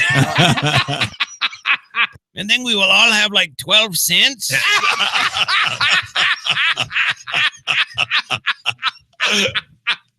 See.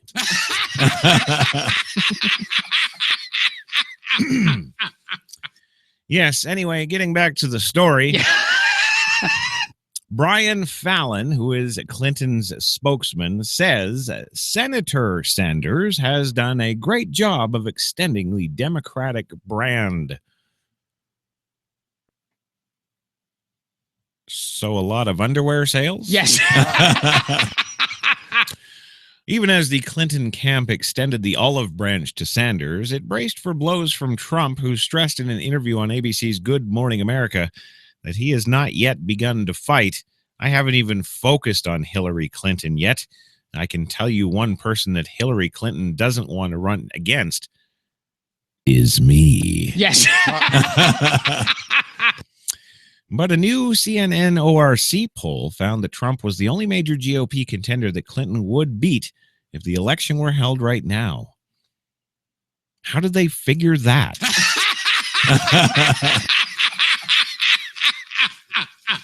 And apparently, according to these same people, yes, that despite Sanders lagging in the Democratic race, according to them, he beat everybody.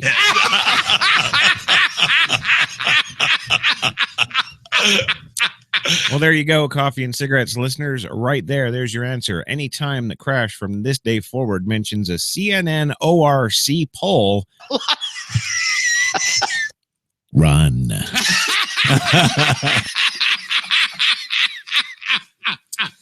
Well, unlike some of Trump's fellow Republicans, Clinton did not say that his recent comments about the support he received from former Ku Klux Klan Grand Wizard David Duke disqualified him from the presidency. She said the statement should be repudiated from hearing it. We can't let organizations and individuals who hold deplorable views about what it means to be an American to be given any credence at all. This from the woman who there's a beautiful full color photo just 2 days ago of her hugging Duke.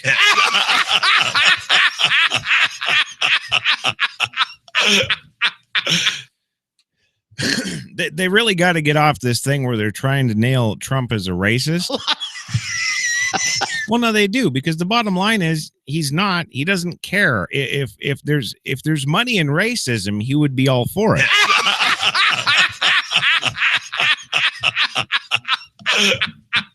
Well, no, I'm being totally serious. As speaking as a businessman. Yes. If there was profit in racism, yeah, he'd be there. Yes.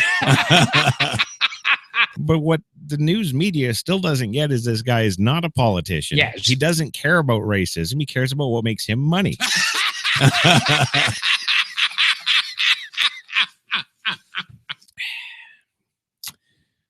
Unlike some of Trump's fellow Republicans, Clinton did not say his recent comments about the support he received from the Ku Klux Klan, yada, yada, yada. She said in a statement, should be repudiated. Yeah, what frick we know. Yes.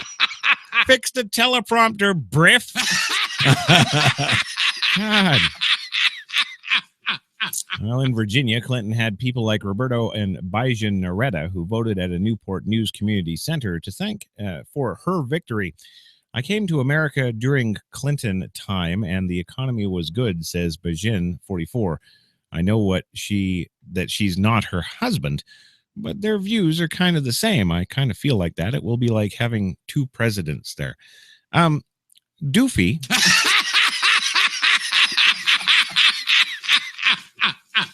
No, I use the term literally. Doofy, it doesn't matter what president is sitting in office when you talk about the economy.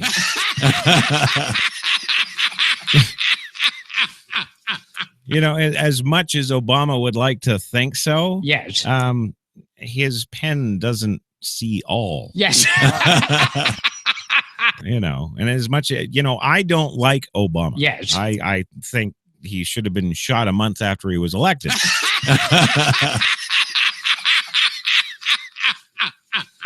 But by the same token, yes, he's not. You don't sit there and blame him for the economy. That's a little retarded. Yes.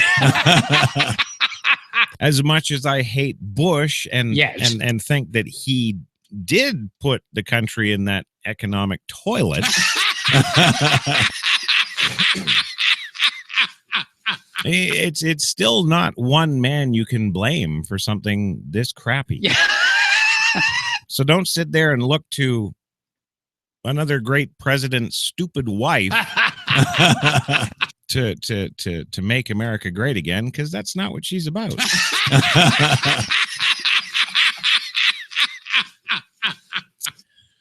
Well, although the couple said that they liked Sanders' policies, she described them as unrealistic. Kind of good, but kind of imaginary, she said. I can dream like that too, but what he's proposing is not really a clear-cut plan. Well, honey, I hate to break it to you, but if he proposed a clear-cut plan, then somebody would steal it, right?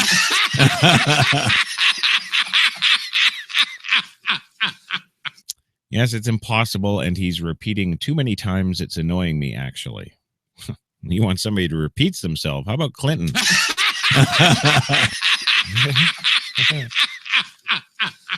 Well, the Clinton had flown nearly 1,300 miles to campaign in Minnesota on Tuesday, an indication her campaign did not consider the state a lost cause. She walked through the Midtown Global Market in downtown Minneapolis and spoke with voters at a coffee shop. Again, 4 of them. Yes. And one of them didn't count because it was Governor Mark Dayton, of course. Yeah. Then she flew off to Miami to campaign there. Clinton is looking to build a formidable lead. Clinton hoped for the year's biggest single-day delegate haul. 865 of the 2,383 needed to nominate would put her on the path to becoming a presumptive Democratic nominee. She could run up an insurmountable lead, actually, by earning roughly 500 delegates across the 11 Super Tuesday states. That would require Sanders to win 53% of the remaining delegates in the remaining contests, just to tie Clinton, according to Cook political report analyst Dave Wasserman, who I reminded Sanders isn't an issue anymore. So,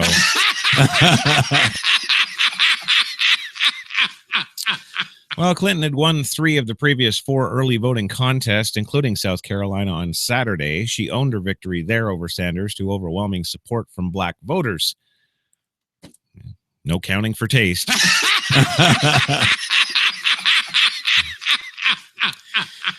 Yes, a good omen for her prospects Tuesday in several southern states with large African-American electorates.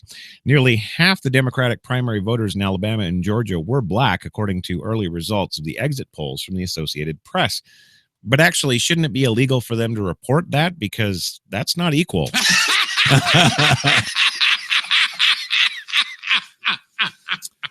Well, exit polling also showed Clinton voters wanted to continue President Obama's policies rather than move to the left. Well, I hate to break it to you, but Trump is right.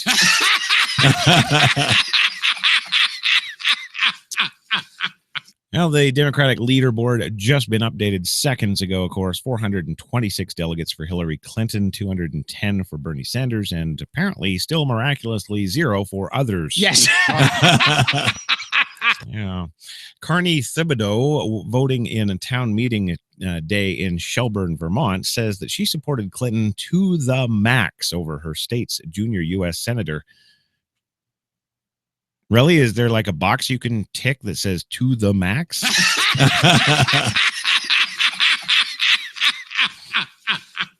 She says, I do not believe that Bernie can change the world as he says he's going to do.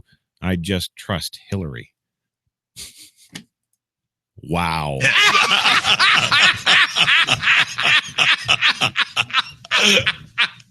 So why exactly do you trust her now? Do you trust her because she lies openly or she lies really well to Congress? Well, I'm just wondering where all the trust comes from.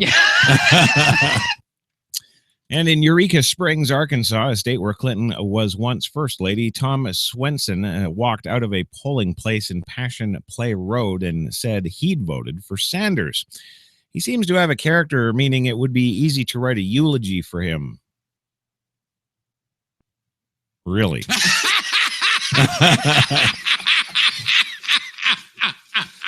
Swenson went on to say you could further write a resume for Hillary or Trump or any of the others, but you couldn't write a eulogy. Yes. Planning on assassinating the next president, are you?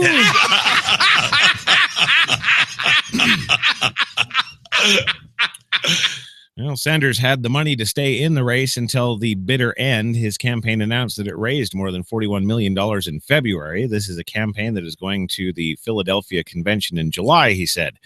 The transplanted Brooklyn native was upbeat. If there's a large voter turnout today across the country, we're going to do well. Sanders said after voting in Burlington, where he was once mayor, he made a joke. Quote, after a lot of deliberation, I know that Bernie Sanders here in Vermont got at least 1 vote. I was working on my wife, so I maybe got 2. Yes. Wow. That really requires a comedic drum, but I'm not going to bother.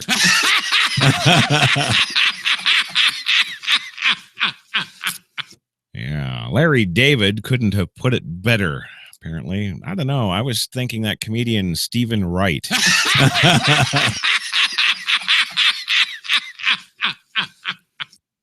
Moving on in other news.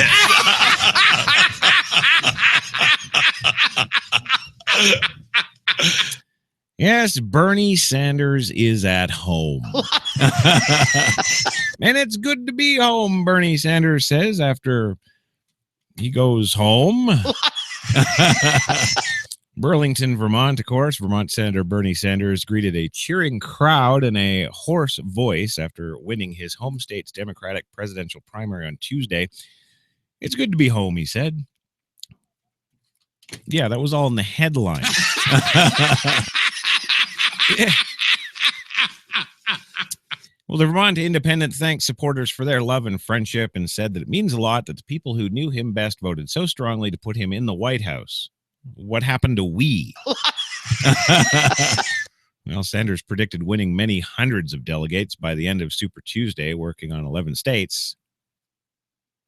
What did he get, like 62? "Our message is resonating, and people, we can stand together. We will be victorious," he said. Really? He said that this morning?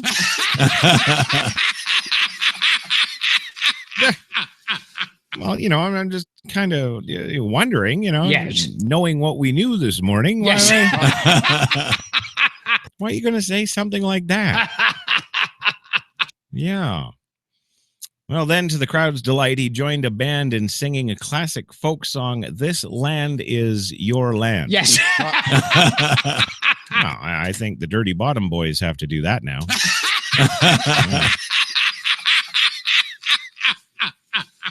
Well, the top question for Sanders was whether the thousands of supporters who turn out to his rallies would also turn out to vote, and if he indeed doesn't win, would the state rise up with him in an armed conflict with the rest of America?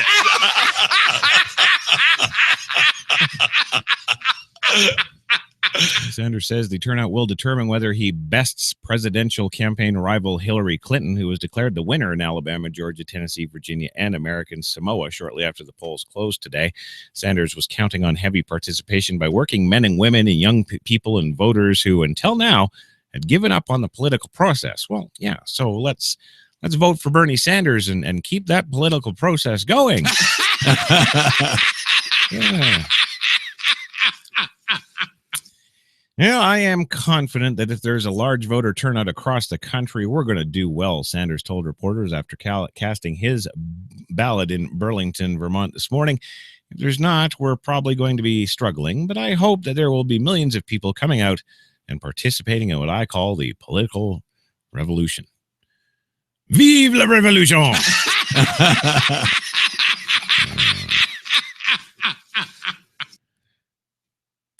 I don't know. I can just see him on a Che Guevara t-shirt. Yes. Well, one challenge for Sanders, of course, of many, is that much of his support comes from people who typically don't vote in large numbers, and he blames the low turnout on his inability to get a sponsorship from Sony PlayStation to give out PlayStations to all of his voters.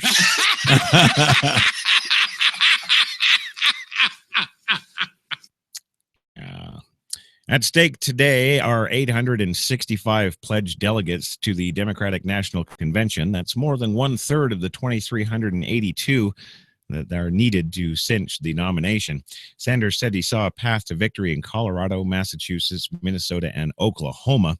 Since Saturday, Sanders has held rallies, of course, in Texas, Minnesota, Oklahoma, Colorado, and Massachusetts. After voting, he spent the day working from home in Burlington. So after ticking a box that took him 20 minutes to tick, he went home and he's lounging around in his Feel the Burn undies. Okay. Well, adding pledged delegates and superdelegates together, Clinton had 544 total delegates going into Tuesday's primaries compared to 85 for Sanders. Superdelegates are the 712 elected officials and party leaders who are, unpledged and can support the candidate of their choice.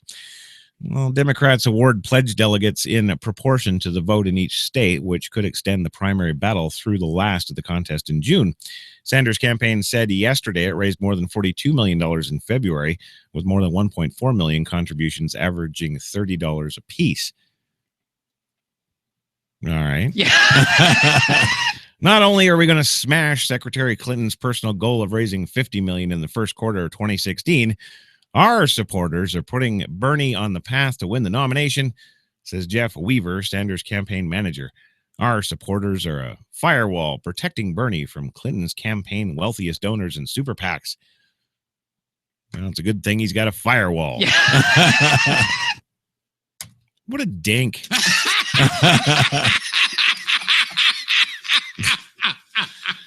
Sanders has struggled to make inroads, of course, with non-white voters, but his message of a rigid economy held in place by a corrupt campaign finance system has resonated with young people and white progressive voters. He has criticized Clinton for embracing super PACs and contributions from Wall Street donors and other special interests, basically because he's jealous that they won't give him any money.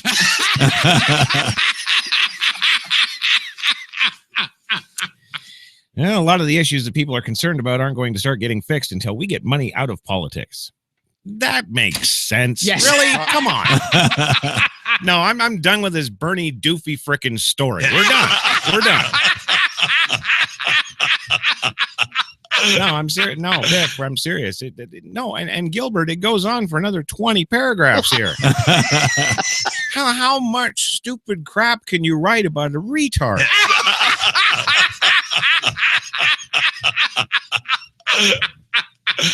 Oh, well, feel the burn. Oh, my action figure. Oh, I'm making more money than Hillary. Oh, I'm gonna feel my burn.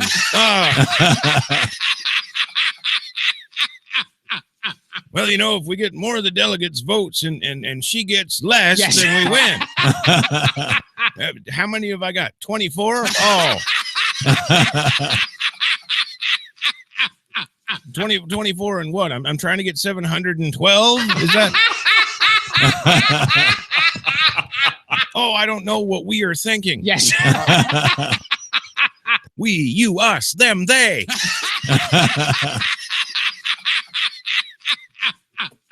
It's almost like I wait for him to walk up to a podium somewhere and be like, my fellow people of whom we are. Yes. What? Hey, Ma, is that Bernie Sanders up there, or is that the janitor? Yes. Oh, I don't know why that looks like the janitor to me.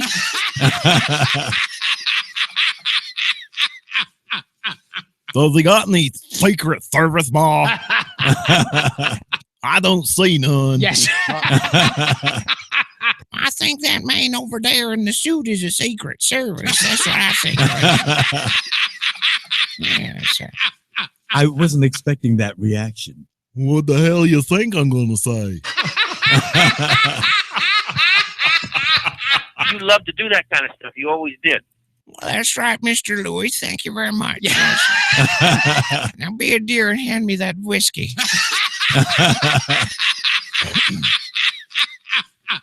Yeah, okay, there you go. That's it. Bob's your uncle. Have a nice day. Thanks a lot. Don't call me. We'll call you.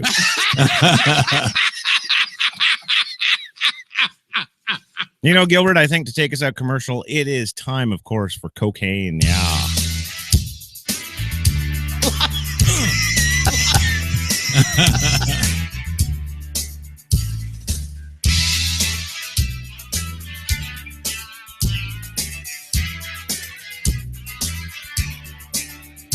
If you want to hang out, you got to take her out.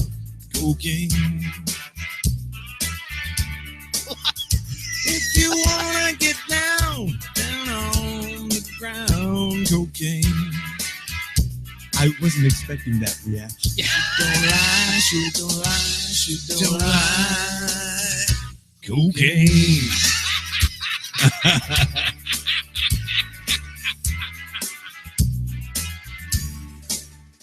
If you got bad news, you wanna kick them blues, cocaine.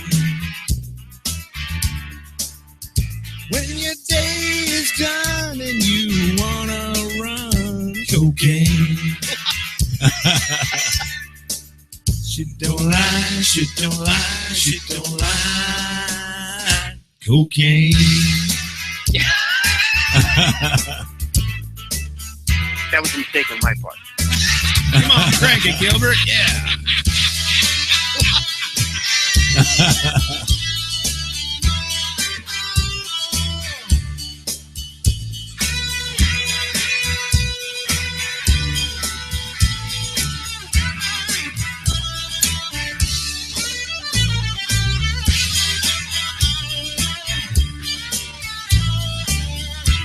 on, George, lay it down. Yeah.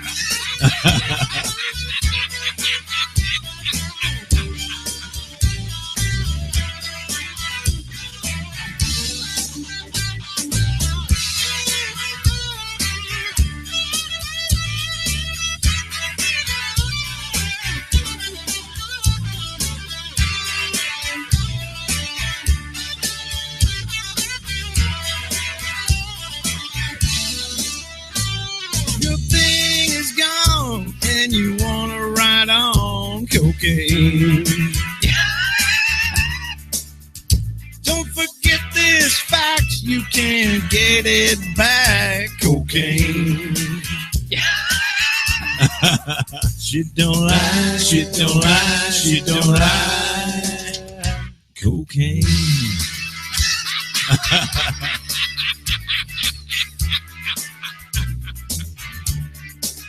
She don't lie, she don't lie, she don't lie. Cocaine.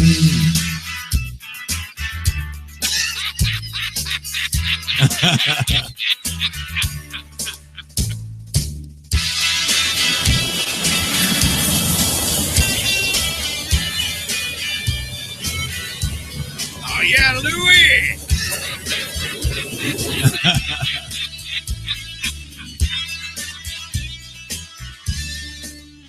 You love to do that kind of stuff. You always did. That's right, brother. Let's do it, babies. We going down in the cocaine pile of havers.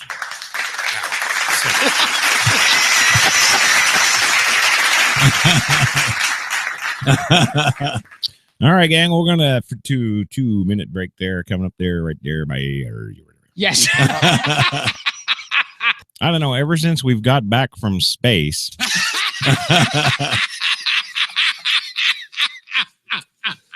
My mouth just isn't working the same. Even Kate mentioned it last night.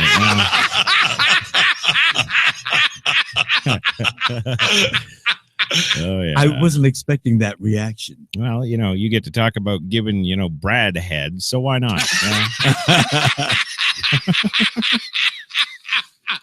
So anyways, ladies and gentlemen, yes, it is time to go for our second commercial break. And don't worry, when we come back, we will have the mailbag with George Takei answering all your homosexual lifestyle-related questions about house cleaning.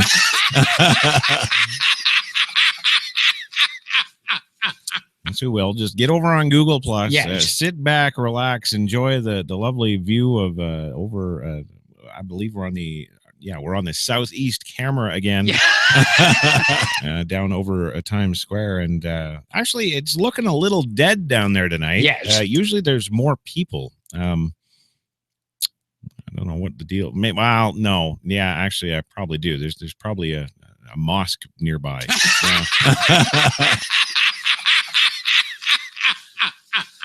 Anyway, gang, go get yourself some fresh chips or coffee or beer, cigarettes, whatever it is you're eating, drinking, or, well, indeed, pooping out later.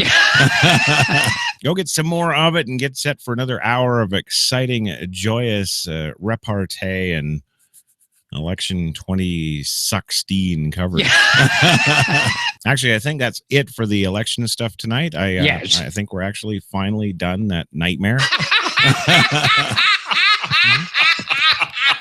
Yeah, I think we're done it because we've got other stories coming up now that don't seem to have anything to do with the election, and I'm excited. Yes. I am. Anyway, gang, go do your stuff. We'll be back right here into...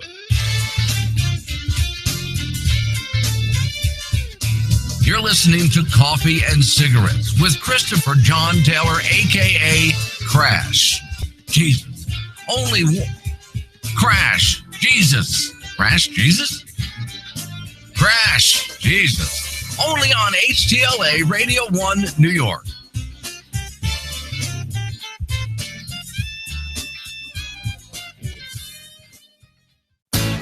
Good morning. Welcome to Tim Hortons Cafe and Bake Shop, where fresh always tastes better. What can I make you this morning? How about our new flatbread breakfast paninis? Made fresh, just for you, with your favorite breakfast ingredients on maple or multigrain flatbread, then grilled to hot, melted perfection. Just $2.99. Who couldn't warm up to that? Tim Hortons Cafe and Bake Shop, where quality really does meet value. When we arrived at our hotel in New York, the porter was so incredibly careless with our bags. And the room they gave us, it was beautiful. A broom closet. But the best part was the shower. My wife drying herself in the Egyptian cotton towels. Shower curtain. Defined the whole vacation for her. Don't just visit New York. Visit TripAdvisor New York. With millions of reviews, a visit to TripAdvisor makes any destination better. Let's do a brand new day. Let's step away from the bland and let the color fly. Let's get to the one store with more #1 choices and match this or this without using too much of this. Then let's crack open a can and get to it. Paint? No. Let's do POW. Let's do this. More saving, more doing. That's the power of the Home Depot. Glidden Duo starts at a new lower price of $25.46 a gallon.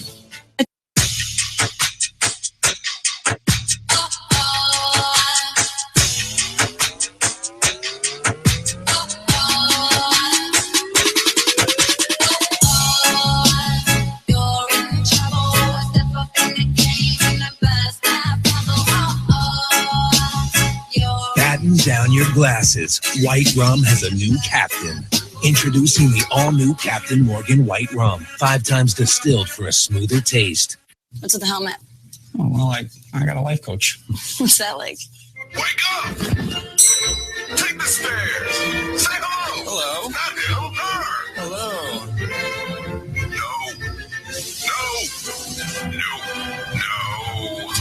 You don't need a life coach. Subway makes better choices easy, like the low-fat, sweet onion chicken teriyaki. All white meat, crisp veggies, freshly baked bread, under 400 calories. Subway, eat fresh. Come on, use your head. Did you hear? The government is giving away free guns. Yes, free guns. Yes, soon, gun manufacturers around the nation will be mandated to give every citizen a free gun with ammunition. As you know, the U.S. Constitution states that you have a right to bear arms. And since we've been told that anything that is a right, like healthcare, is given to you by the government for free, then that must mean that soon you'll be able to pick up your free gun. And since free contraceptives are also a right, then that means you get free bullets, too. Yes, right now, the U.S. government is borrowing money from China and future generations and raising taxes on the mega wealthy just to make sure that you get your free gun guaranteed under the Constitution. Because now, anything that's a right in this country is given to you for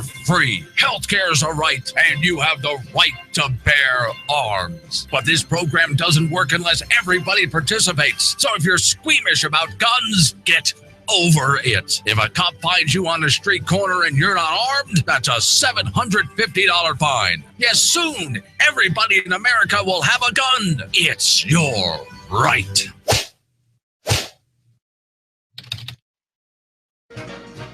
You're listening to Coffee. They've got an awful lot of coffee in Brazil. And cigarettes. I share my cigarette with fire. Yeah. I fucked her every Wednesday evening. With Christopher John Taylor, a.k.a. Crash Jesus. Only on HTLA Radio 1, New York. Way down among Brazilians, coffee beans grow by the billions, so they've got to find those extra cups to fill. They've got an awful lot of coffee in Brazil. I've been on enough radio shows to know that in the middle of an answer, the guy is like checking the boards and looking over notes and talking to other people. Yes. See, now you're impressed. He might be, but I'm not. No, I don't think so. Hey, you, Joe, hey, Cary Grant. That's a canter. Oh, my. Hey, you, Joe, hey, me should go. Excellent. I like it. Mr. T would be proud of you. There you go, Gilbert. You've never had praise like that before. Yes. Yeah. Seinfeld. Hey, I see you, Dick. There you go. You would have loved the guy. Never drank, never smoked, did drugs, nothing. He had only one obsession. Women? And that was the women. Yes. He just pitied the fool, and yeah. If you think that you were clever with women, he wouldn't stand a candle with this guy. No. Or Muhammad Ali was another one with women. I did 2 films with him. Yeah. He would walk into. We were doing a big boxing movie with 200 or 300 people in the stand, and he walked in and had beside him stood his macho honcho, and those were all the Muslims. So they had those little thin ties and suits. Yeah. Yeah. And he would point at the females, and he went and got him and gave him a note. Every 20 or 30 minutes, they would go into the dressing room, but they were only talking about negotiation, right? Oh, yeah, it's all about the business, yeah.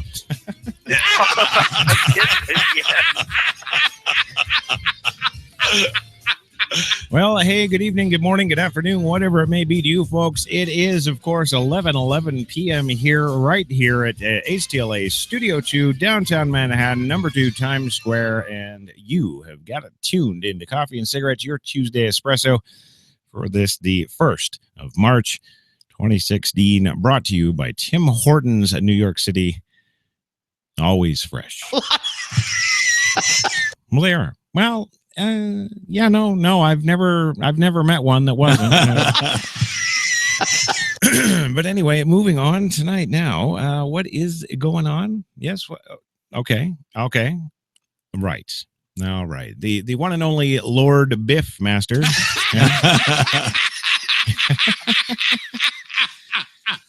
He says it's time to go for the mailbag with George Takei, but before we do tonight, yes, we have to do a couple of obligatories and shout-outs.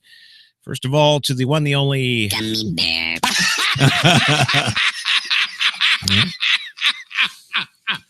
Always got to do a shout to the gummy. And also tonight, of course, we are still honoring the one, the only Joni and her hammers.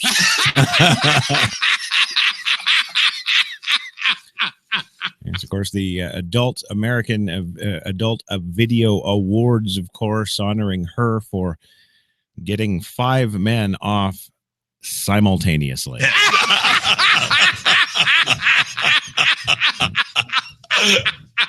You love to do that kind of stuff. You always did. Yeah, George. I wasn't expecting that reaction. Well, you're the one who gets guys off, not me. Yes. You know, but yeah, so Joni, of course, sweeping the awards, taking the award for, what was it, Best Live Performance? So we put this together for with thanks and appreciation to the Wiggles. And so without any further ado, this one's for you, Joni. Joni works with one hammer, one hammer, one hammer. Joni works with one hammer, then she works with 2. Joni works with 2 hammers, 2 hammers, 2 hammers. Joni works with 2 hammers, then she works with 3. Joni works with 3 hammers, 3 hammers, 3 hammers. Joni works with 3 hammers, then she works with 4. Joni works with 4 hammers, 4 hammers, 4 hammers. Joni works with 4 hammers, then she works with 5. Joni works with 5 hammers, 5 hammers, 5 hammers. Joni works with 5 hammers. Joni is the sluts. Ah, yes. Ah, Joni, you know you are. But hey, you know, nothing against the woman. I think it was absolutely great what she did with them, and I look for qualities like that in my own spouse.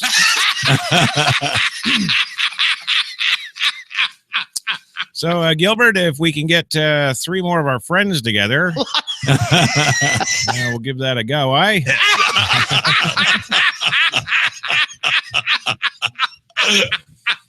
Now, moving on tonight, of course, we cannot leave this segment as it is. Yes.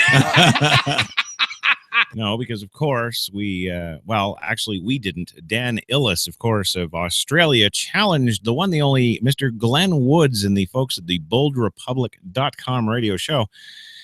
Well, they challenged them to sing along with this tune. Yeah, we sent the file to Glenn at the Bold Republic, of course. Yes. And about 10 minutes later, he sent us back this. Yes. Bill, what the hell's she doing with that? Oh, dear God. What is that, like a sledge? It's too big to be like a ball peen or something like that. Jody works with one hammer, one hammer. Jody works with one hammer, then she works with two. Jody works The kids are in bed, right? Jody works with two hammers, then she works with three. Well, she's got a rhythm now. Jody works with three hammers, three hammers, three hammers. Can't Jody works put with three that hammers, then she works there?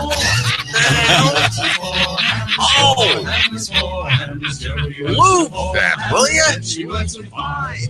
Jody works with five hammers, five hammers, five. Five! Jody works And to with keep them five all in hammers. rhythm like that. I gotta call the guys, get them over here. Oh, they have got to see this.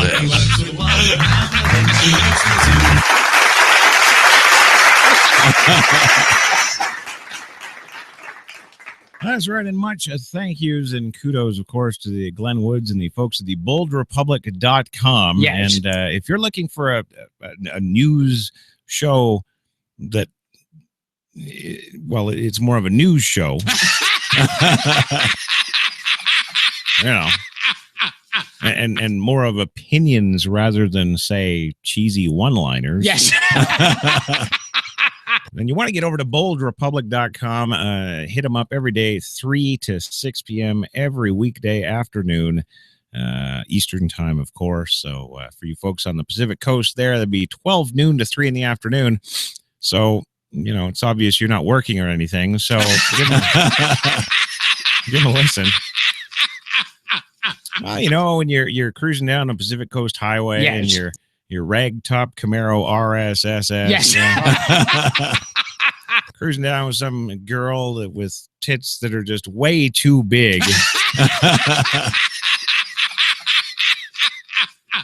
You know, and you're cruising down there and you're on the beach and there's all the wind and the fresh sea air and the seagulls. And you're just cruising down that highway like all that in a bag of chips because you're going to LA because you're just all that in a bag of chips. Right. You know, it's probably then that you Pacific Coasters will want to turn on Glenn Woods and the Bold Republic anyway, because, you know, really, what else are you going to do? Yes. You know, especially with, you know, that state pretty much ready to just fall off into the ocean. I mean, yeah. So, yeah, boldrepublic.com. Check them out every day. I do, and I have no life. So, be like me. Yes. You love to do that kind of stuff. You always did. Hey, if I can spread the word across the land to have a lame existence of do-nothingness and being awesome, you know. You know, a friend of mine asked me the other day, you know, what is it that I do? Yes. And I said, well, what kind of a question is that? I'm awesome. What do you really? Come on. No, I can go through natural disasters and be awesome. You know, you'd never know I haven't had water for 10 days.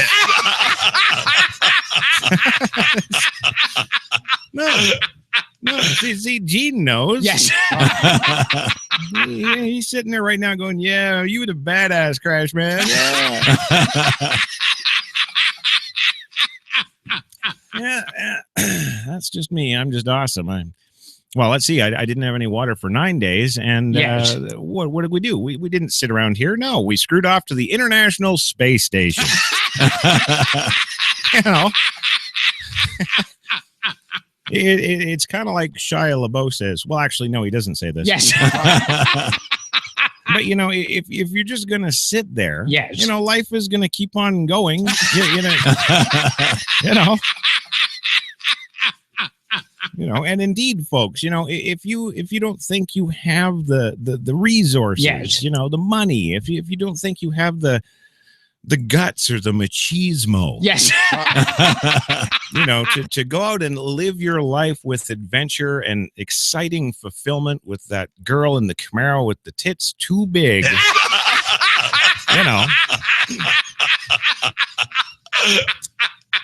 If you just don't think you have that in you, folks, do what I do. Imagine it all.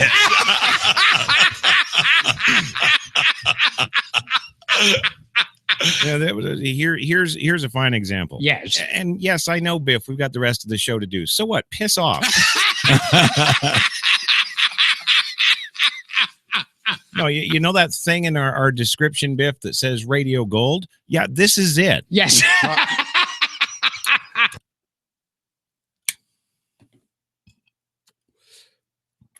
Okay, well, that's what you think. Yeah. But anyway, if you can't go out and live it, just do it in your head. Yes. Anyway, this morning we were doing our bit for Fox 11, as we always do every morning. Yes. And one of the folks that we have on there on the panel of, I guess, commentators. Are we commentators or tater tots? Commentators? We're on there this morning, and Yes. we're waiting for the segment. Melissa, of course, the host, to fire us off the questions so we can act all smart. So that's fine. I'm sitting there and we're waiting our turn, Yes. and Kate's, of course, beside me in the frame, and she's primping and getting good looking and Yes. all that good stuff there. And I'm looking, and we're in the feed, and in the feed we can see the other feeds, and, Yes. and of course one of them is Glenn Woods, Bold Republic. Yeah. And we have this other gentleman named Kempton Lamb. Yes. And Kempton is actually in Calgary. Yes. And I don't know if it's just me, but lately it seems that every answer he gives is like he's coming to us live from Beijing, China.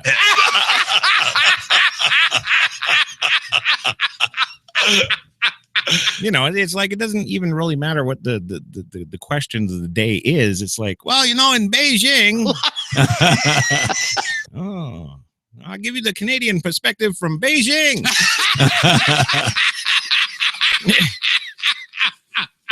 But it's funny. Just this morning while we're sitting there waiting, Yes. and they've been having some technical issues at the TV studio last couple of days. Yes. So there's been a lot of waiting. Yes. So anyway, we're sitting there waiting, and I'm just sitting there. Yes. And I'm looking down at Kempton in the little screen there, and I'm waiting and waiting, and I'm looking at him, and I'm thinking, yeah, with the right costume, he could pass for Kim Jong-un.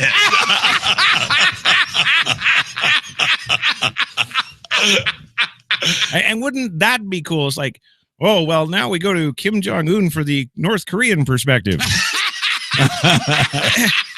You see? And that is the kind of awesome that I am talking about, ladies and gentlemen, right there. Because, if you just look at it for what it is, what is it? Yes. Well, it's a boring, stupid little news commentary crap thing that we do day in and day out. Right? But the beauty is in your own imaginations, people. Just, make that guy Kim Jong-un and visualize in your mind what he's actually saying on live television like that. Yeah.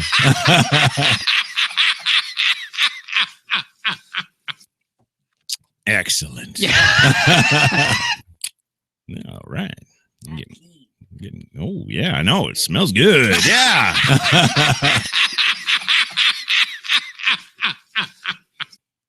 God damn, I like that when clean girls come into the studio. Yes.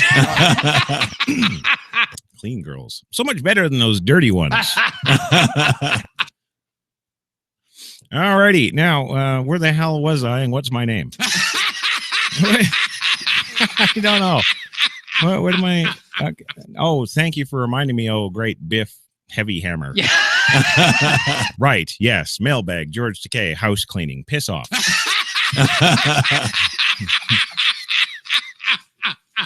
Yes. Gene Costine says, as Morgan Freeman would say, go yourself. Yes. Yeah, it's right in the Spreaker chat, Biff. Go look. Yeah.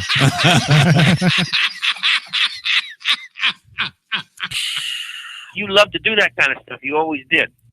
Hey, as many times as I wanted to, Louis, I never told you. So, yeah. You mean now? No, I'm not telling you now. All right, gang. Well, yes. Okay, then, Biff Grandmaster, why don't you roll that mailbag and make sure I've got the email? How about that? Yeah. You want to know what it's like to be gay? Well, it's the mailbag with George Takei. Damn.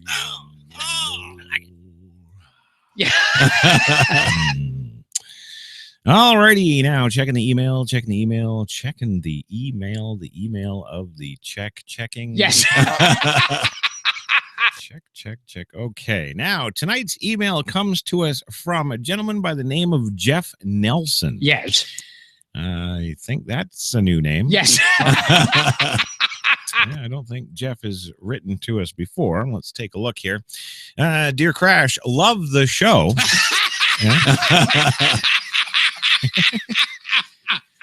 He says, I've listened to Coffee and Cigarettes since its inception. The very first show you did, back, what, a year and a half ago now? Yes.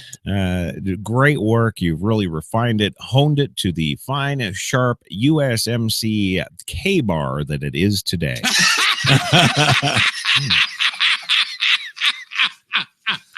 Well, thank you, Jeff. I do try. He says, I've never written into the show before. Well, there you go. That's right. There's my answer. He says, thank you for this opportunity for asking George Takei a homosexual lifestyle house cleaning question. As it pertains to my lifestyle. Now, he says, I'm not gay. Yes. But he says, I have nothing against them, except, well, when I put a knife or a gun against them. Yes. Because they're in my house trying to F me up the ass.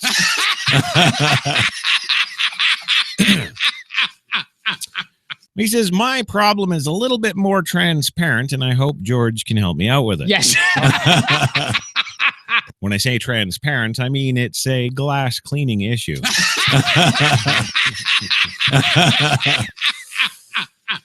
He says, we have a house out on the coast of Southern California, of course, out on the Pacific Coast Highway. Yes. He says, all the houses out here, we've all got the same problems. So, George, if you can help us at all today, I'll be sure to spread this around to all the other rich people who don't care about any of you.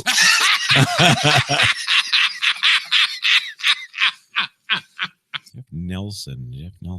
Oh, I think, is he the CEO for like, was it Pfizer? Yeah. Why don't you clean your own damn windows, Jeff? Yeah.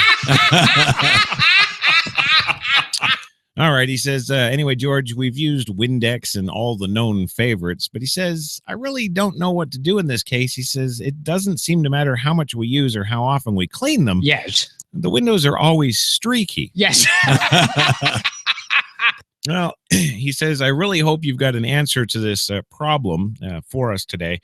And indeed, I would ask, when would be the best time of day, of course, to clean those windows with whatever solution you tell me.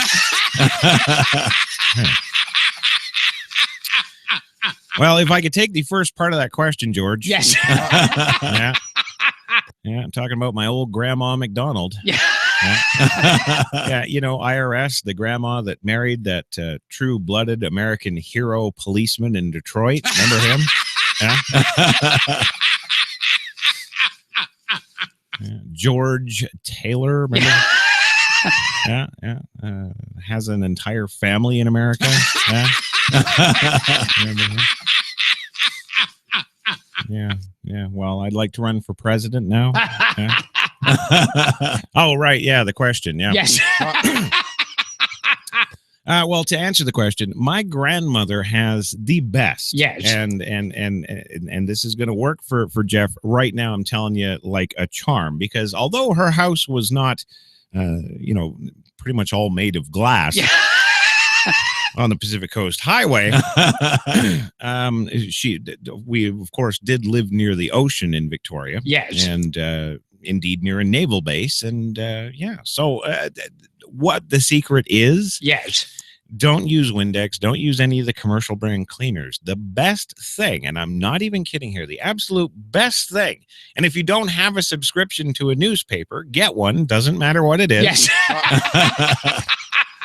The best thing for Windows, I'm going to tell you this time and time again, and it works like a charm. And what it further does is something that Windex and the rest couldn't even claim to do. Yes. What you get is you get newspapers. Usually the Sunday newspaper is what you use. Yes. You get the newspaper and you get yourself a bottle of vinegar. Yes. And you put the vinegar in like a spray bottle. Don't be a total asshole. Now you put it in a spray bottle, spray the newspaper. Yes. Do not, under any circumstances, any way, shape, or form, ever, ever, ever, ever spray the glass.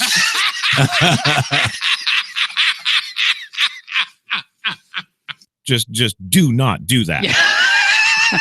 Anyway, you spray down the newspaper. Yes. With vinegar. Yes. And you rub your windows down with this. Yes. And now what this does, this is beautiful because the vinegar actually leaves the residue of the vinegar. Yes. Is actually still vinegar. It's just in its dried form. Yes. So you wipe the outside of the windows down with this. Yes. And the newspaper. And the newspaper will not streak your windows even if you paid it. It just won't happen. Don't use any other cloth. Don't use J-cloths. Don't use paper towel, ass wipe. Yeah. Newspaper. And if you don't have, it's worth the $7 a month now for a newspaper to be delivered to your door every single day. And you've got no end of wipies. Yes.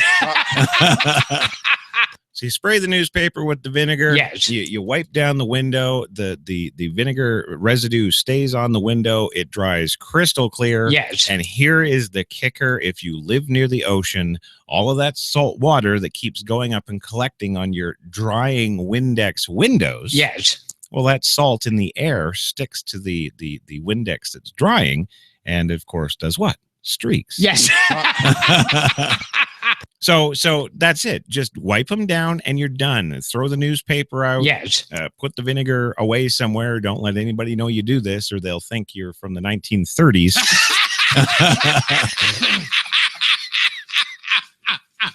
Which, of course, my grandmother was. And that's it. And you won't even have to do these things but once a week. And trust me, if you're living in a house that's mostly glass, yes, you're going to thank us. So that is the secret. That's what you do. Now, George, the second part of Jeff's question, of course, is when is the best time of day to do this? Every morning. Thank you, sir.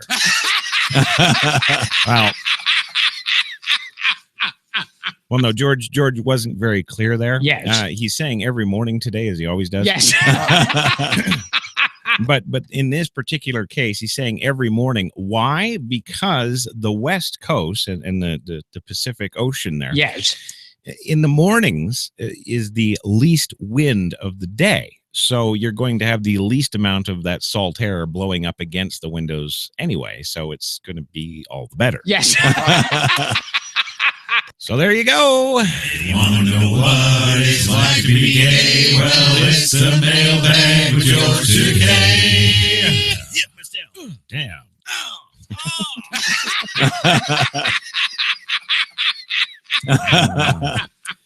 That's right, and that's a mailbag, and for the mailbag with George Takei, I should say.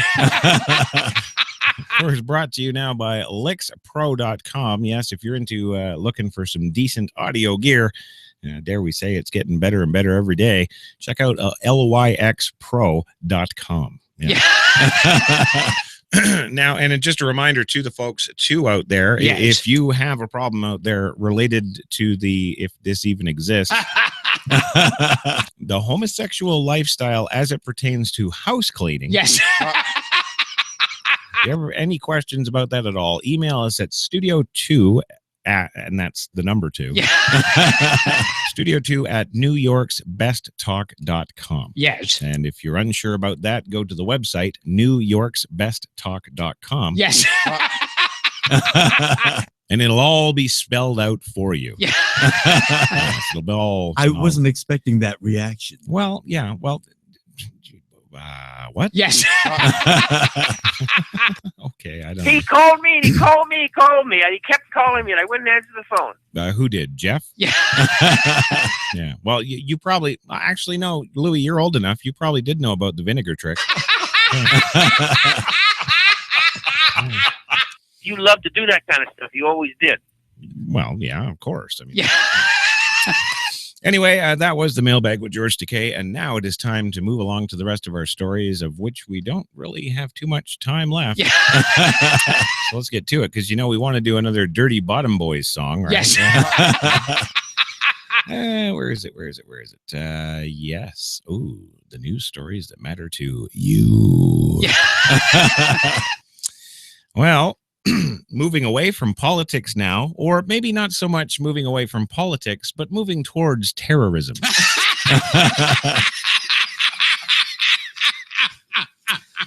That's right. There's new letters that are casting light on bin Laden's private life. This should make for some interesting reading. Yeah. Osama bin Laden was desperate to see his third wife, Mr. Terribly, and was obsessed with whether a tiny tracking device was secretly implanted in her so the world could find the 9/11 mastermind, according to new documents released today. Personal letters from bin Laden to his family were among more than 100 documents seized in May 2011 when bin Laden was killed during that U.S. military raid by the U.S. Navy SEALs, of which, well, one guy just got his Medal of Honor for yesterday. Yeah. While the documents were released by the Office of the Director of National Intelligence, the terrorist leader is believed to have had 20 children by 5 wives. Looks like he's trying to get my record.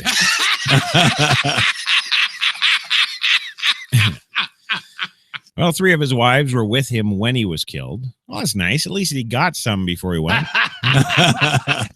2 of those women joined him during the last year or so before his death. Among the documents released today are what appear to be letters to one of those women, Karaya Sabar, a former teacher of deaf children in Saudi Arabia. Oh, she sounds nice. Yes. She has been under house arrest in Iran, or had been. The letters from her husband were written after she was released by the Iranians and before she reunited with him. Bin Laden warned Karaya, who was 8 years older than her husband, that spies could plant a tracking device in the tooth filling she received from a dentist in Iran. "We horribly fear the filling you were given," he wrote. "When I see you, I'll be sure to knock it the F out."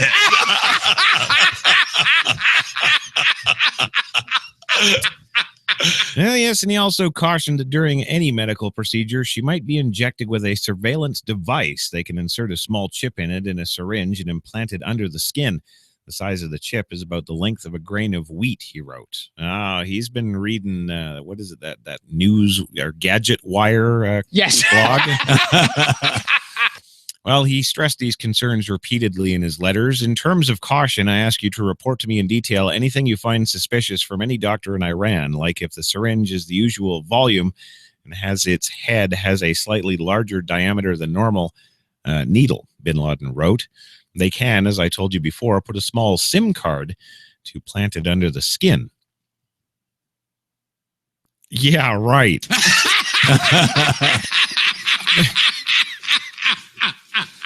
"These letters were crafted by a screenwriter."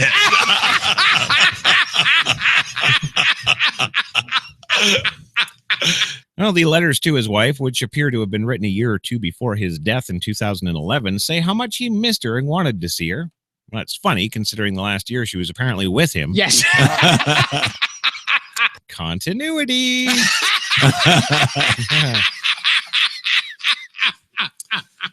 "Please trust me that I am working very hard to live with you," bin Laden wrote. She would later join him in Abbottabad and be there during the raid.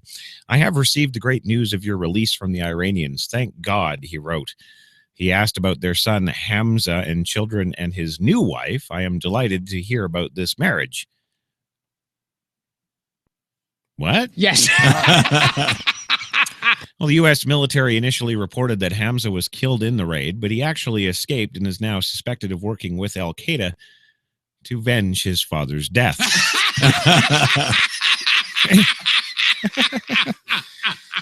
Quote, I have been living for years in the company of some brothers from the area, and they are exhausted, security-wise, from me staying with them, and what results from that, bin Laden wrote.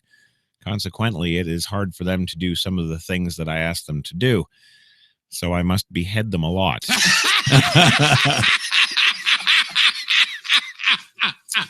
Well, bin Laden said his protectors, including Ahmed al-Kuwati, his most trusted courier, initially balked at allowing any more family into the compound. Quote, if I am not able to secure your return in the next weeks, I will come visit you, God willing, bin Laden wrote to his wife, adding that he might change the people who accompany him to make the reunion with her happen.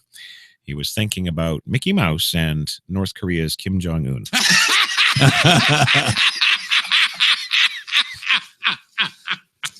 Well, and in other news, it's about the president of the United States, yes, but it's certainly not political. Nope. President Obama is to attend a historic baseball game in Cuba. Yeah. President Barack Obama is set to attend a historic baseball game this month in Havana between the Tampa Bay Rays and the Cuban national team. Major League Baseball announced the exhibition game on Tuesday, the first game a major league team has played in Cuba since the Baltimore Orioles faced a national team in 1999. Why'd they do that?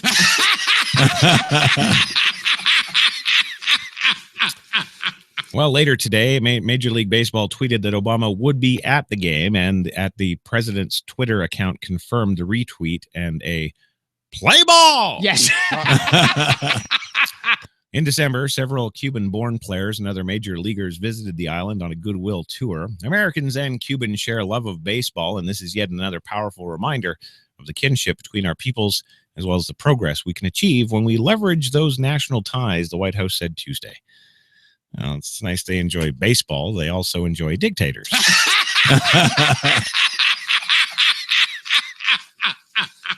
And I'm not talking about the ones you find in your grocer's freezer. Yes. That's right. HTLA's Dick Gently has got his own line of dictators.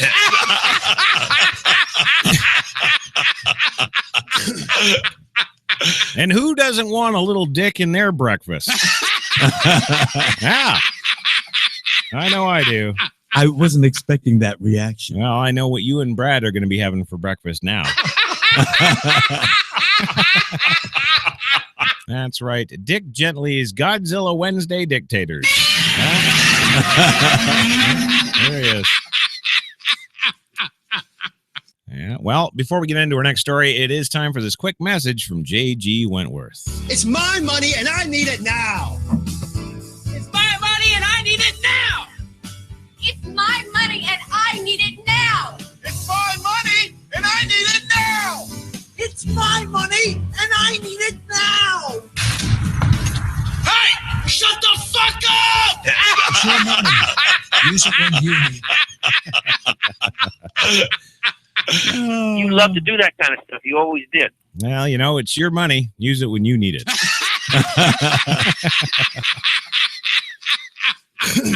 Well, just a lovely effing story tonight. Yes. You know, when I say a lovely effing story, yes, I'm mad.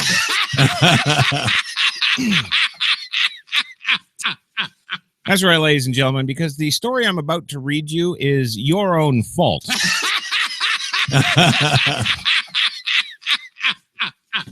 Oh, let's support homosexuals. Yes. Oh, let's support gender fluidity. Oh, let's support transgender. Oh, let's support any stupid little thing these little retards we call children want.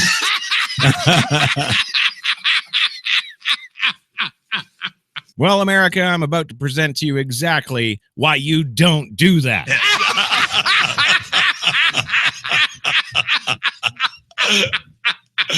And here it is. Teen, upset and pissed off at having to get up for school, shoots family.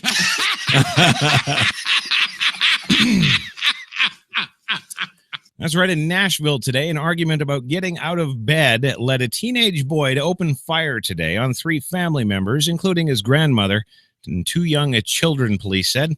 Officers responded at 7:17 this morning Central Time to a report of an active shooting and shut down central roads and several other roads in the immediate area. There was a quarrel about getting up and getting ready for the day when at some point a 16-year-old ran to a closet, got a 9mm Beretta handgun, and started firing, says Chris Mumford, National Police spokeswoman. Now, bullets struck the teen's 67-year-old grandmother twice. His 12-year-old sister and 6-year-old nephew were struck at least once each. The teen's nephew, his older sister's son, is the older sister's son, Mumford said.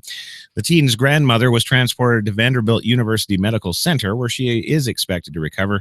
The 2 children were being treated at Vanderbilt's Children's Hospital, and no one else was injured. But the teen, whose name isn't released because they don't know what him, her, she, it is,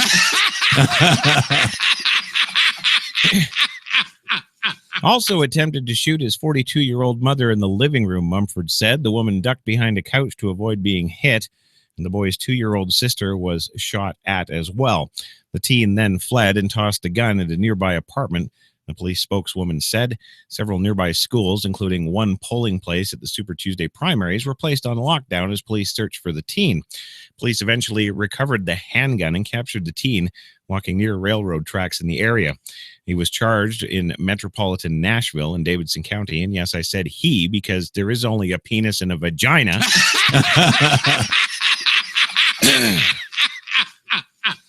And he was charged with 4 counts of attempted homicide and 1 count of reckless endangerment. The teen's family members told officers they were not aware the firearm was in the closet, Mumford said. Investigators plan to test the gun and track where it came from. Fortunately, these were non-life-threatening injuries, Mumford said. These are disturbing actions as the community as a whole is addressing youth violence. It's going to take all of us working together to try and dissuade people from using this kind of violence in the future. The boy attends an alternative school, and although he has a misdemeanor arrest history, his record does not include violent crime. Well, it does now.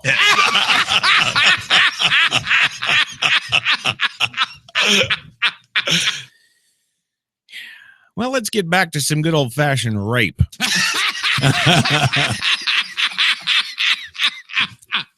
Yeah, the kind of crimes that occur between a boy and a girl. Yes. Boy usually being the rapist.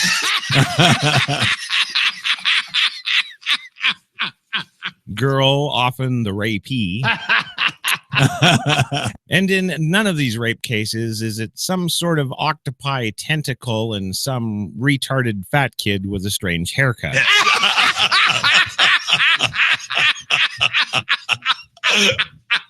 Now, Muncie, Indiana, police say that Muncie felon sexually assaulted a woman after gaining access to her Gaston area home by claiming to be a police officer.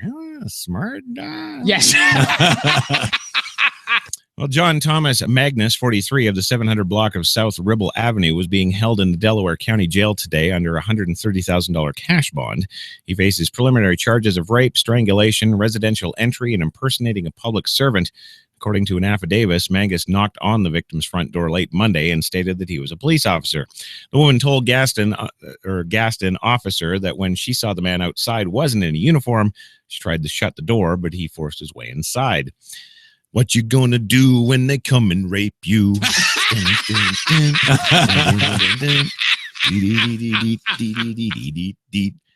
This rape was filmed in front of a live studio audience.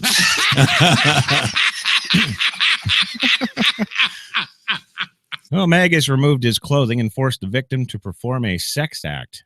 Oh, yeah. Yes. Yes. Then he allegedly grabbed the victim by the throat and told her he was going to kill her, the affidavit said. Well, not so fast, Mangus. Have some fun first. Well, the intruder also told the woman that he intended to sexually assault and kill a child in the house. Okay, now you're over the line.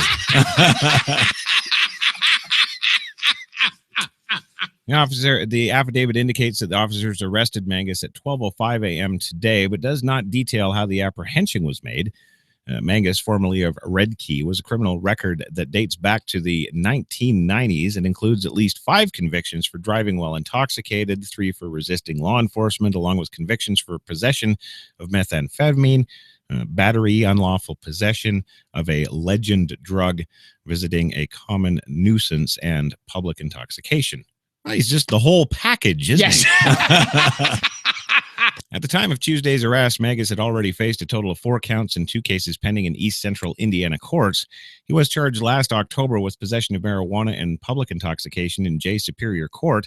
Charges of driving while intoxicated and possession of marijuana filed in Delaware Circuit Court in November of 2012 are also pending.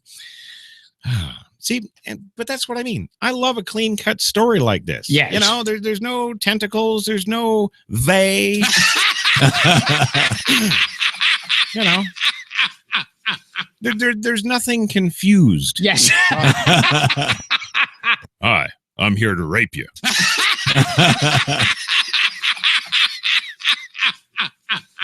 So, you know, he rapes her. Doo-doo-doo. Yeah. All right. Cops come. Hi, I'm here to arrest you. Yeah.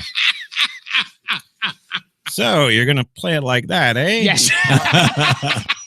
All right.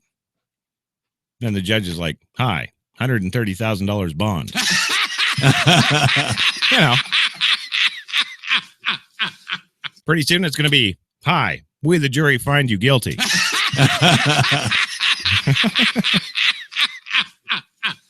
And then it's going to be the ultimate. It's going to be, hi, I'm Reggie, your cellmate.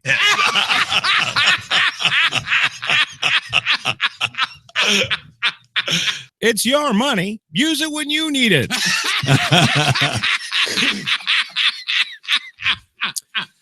Well, that's about it for the show tonight. I think it's time for maybe, I don't know. I'm going to say it, I think. Yeah, do you think so? We don't got Daniel Ellis in the house today, so we won't do a shout-out to Australia by playing Down Under again. Let's do Heaven's Door Bob Dylan style.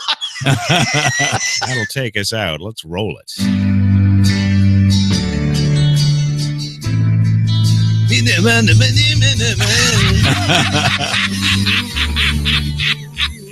Yes.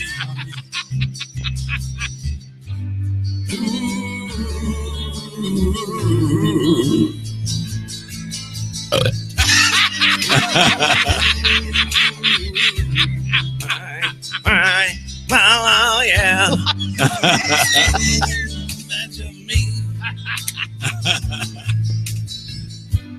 I can't use it anymore.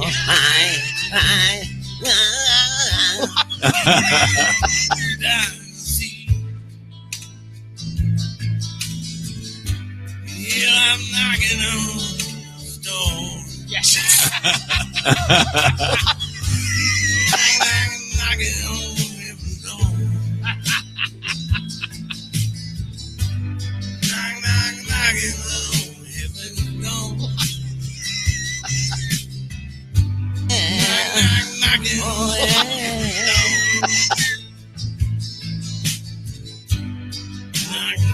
Knocking on heaven's door. I'm gonna put my gun to the ground. I can't shoot anymore. That long black crowd is coming down. I'm knocking on heaven's door. Whoa, whoa, yeah. Whoa, yeah.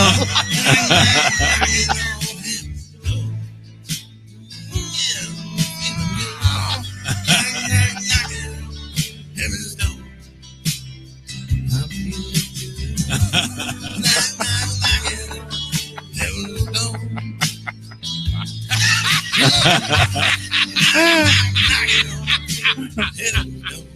Yes.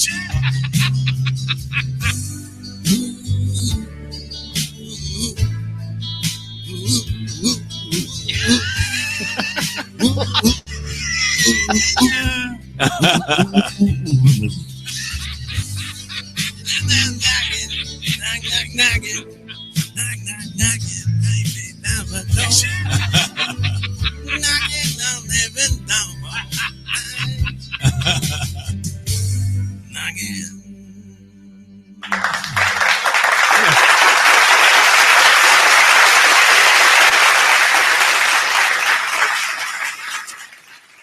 Well, there you go. It doesn't get much better than that. Yes. Does it? That's right. I'm telling you. Gilbert, tell the folks where they can find you on Twitter before we blow. On Twitter, at Real Gilbert. ACP. That's right. That's it. That's his special gun Twitter. Yeah. All righty. Well, I want to thank, first and foremost, the Academy Award nominated director, Emmy Award nominated director, never won anything. Well, thank you, sir, for being here tonight. It was absolutely incredible having you. It's just life, and I love doing it. I love doing these kind of stories anyway. All right, good. We'll see you here tomorrow for the Godzilla Wednesday. Gilbert Gottfried, thank you for being here, sir. Thank you for listening and support the show for the love of God. Oh, my. And also, speaking of oh, my. George Takei, sir, thank you. It's been a wonderful having you as well. Every morning. That too. Yeah. I've enjoyed it thoroughly. It has been a fantastic experience. Yeah, it sure has. Every morning. Yeah. I wasn't expecting that reaction. Well, you know. I did not sleep. Yeah, okay. Also want to thank all you listeners out there in and around the New York City area, and indeed all of those folks out there on the interweebs, Stitcher, Spreaker, iHeart, iTunes. Yes. I know there's more. Also, all you Google Plusers out there, much appreciated. Thank you for the listens and the attention. We just suck it up here.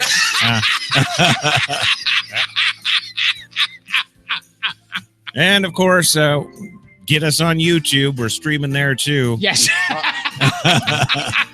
Shout outs to all you YouTubers out there. We know who you are and what you do all day.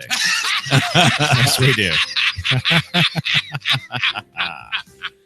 All right, so have yourselves a great Tuesday night. Have a great day tomorrow. Yes. And remember, tomorrow night, 9 p.m., it's the Godzilla Wednesday show. Yeah. So have yourselves a great one. We'll catch you tomorrow.